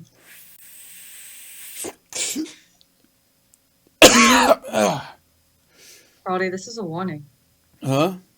This is a warning. This is what I saw. This is what's coming. I don't know exactly what, but this is what's coming. Right on. I saw this. And we are in danger, and we have to do something about this. Yep. We'll go do We that need to right go see now. what the kids. We need to see what the kids found out. Oh shit! That's right. The kids.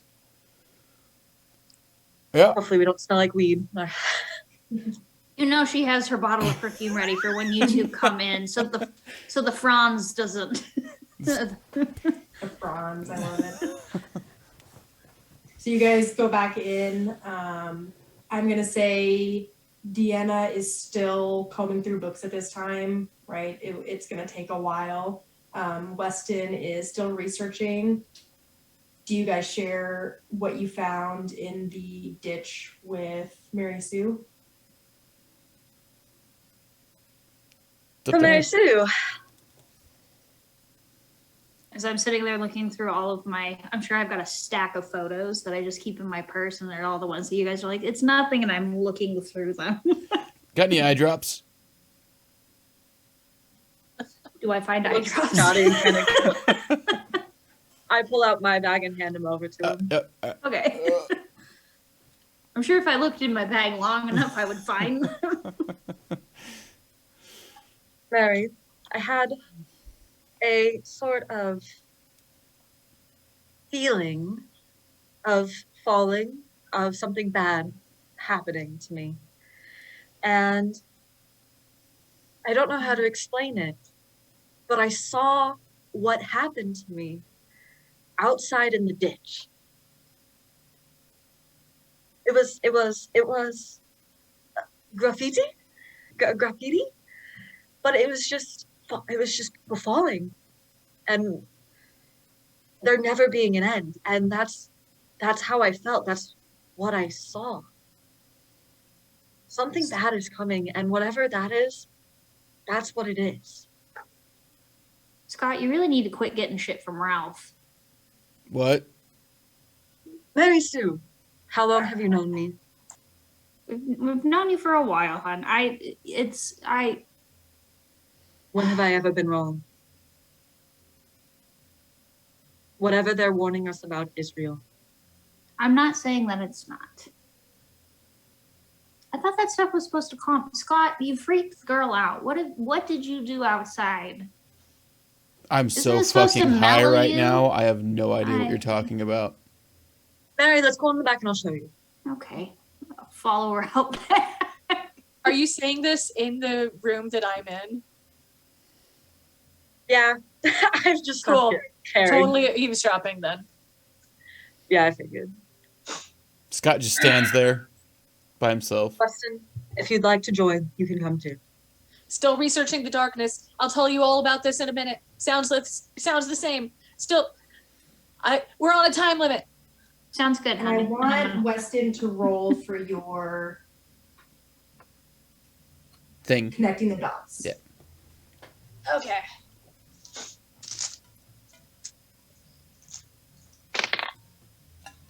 Ooh, not great. I got, let's see, plus charm is +1. I got 7. So that is connect the dot. 7 to 9 is hold 1. So let's see what I have. Let's see.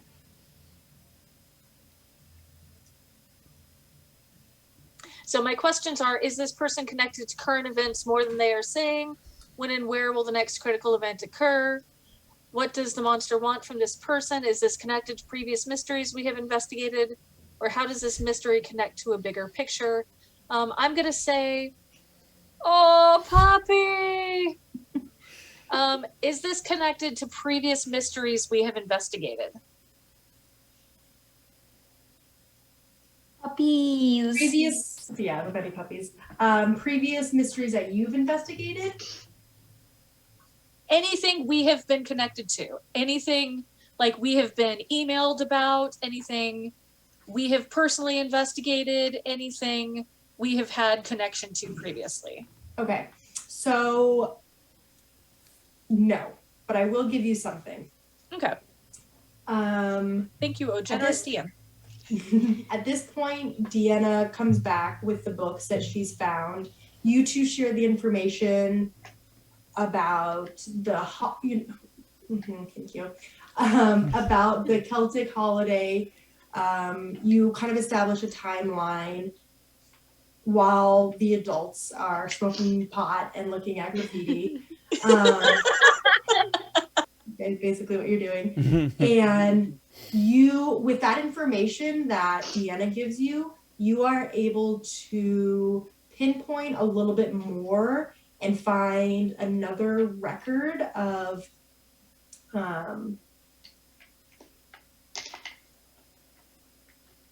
mysterious deaths on that same date, a different year, less people, but it was, they were all found with musical instruments around them.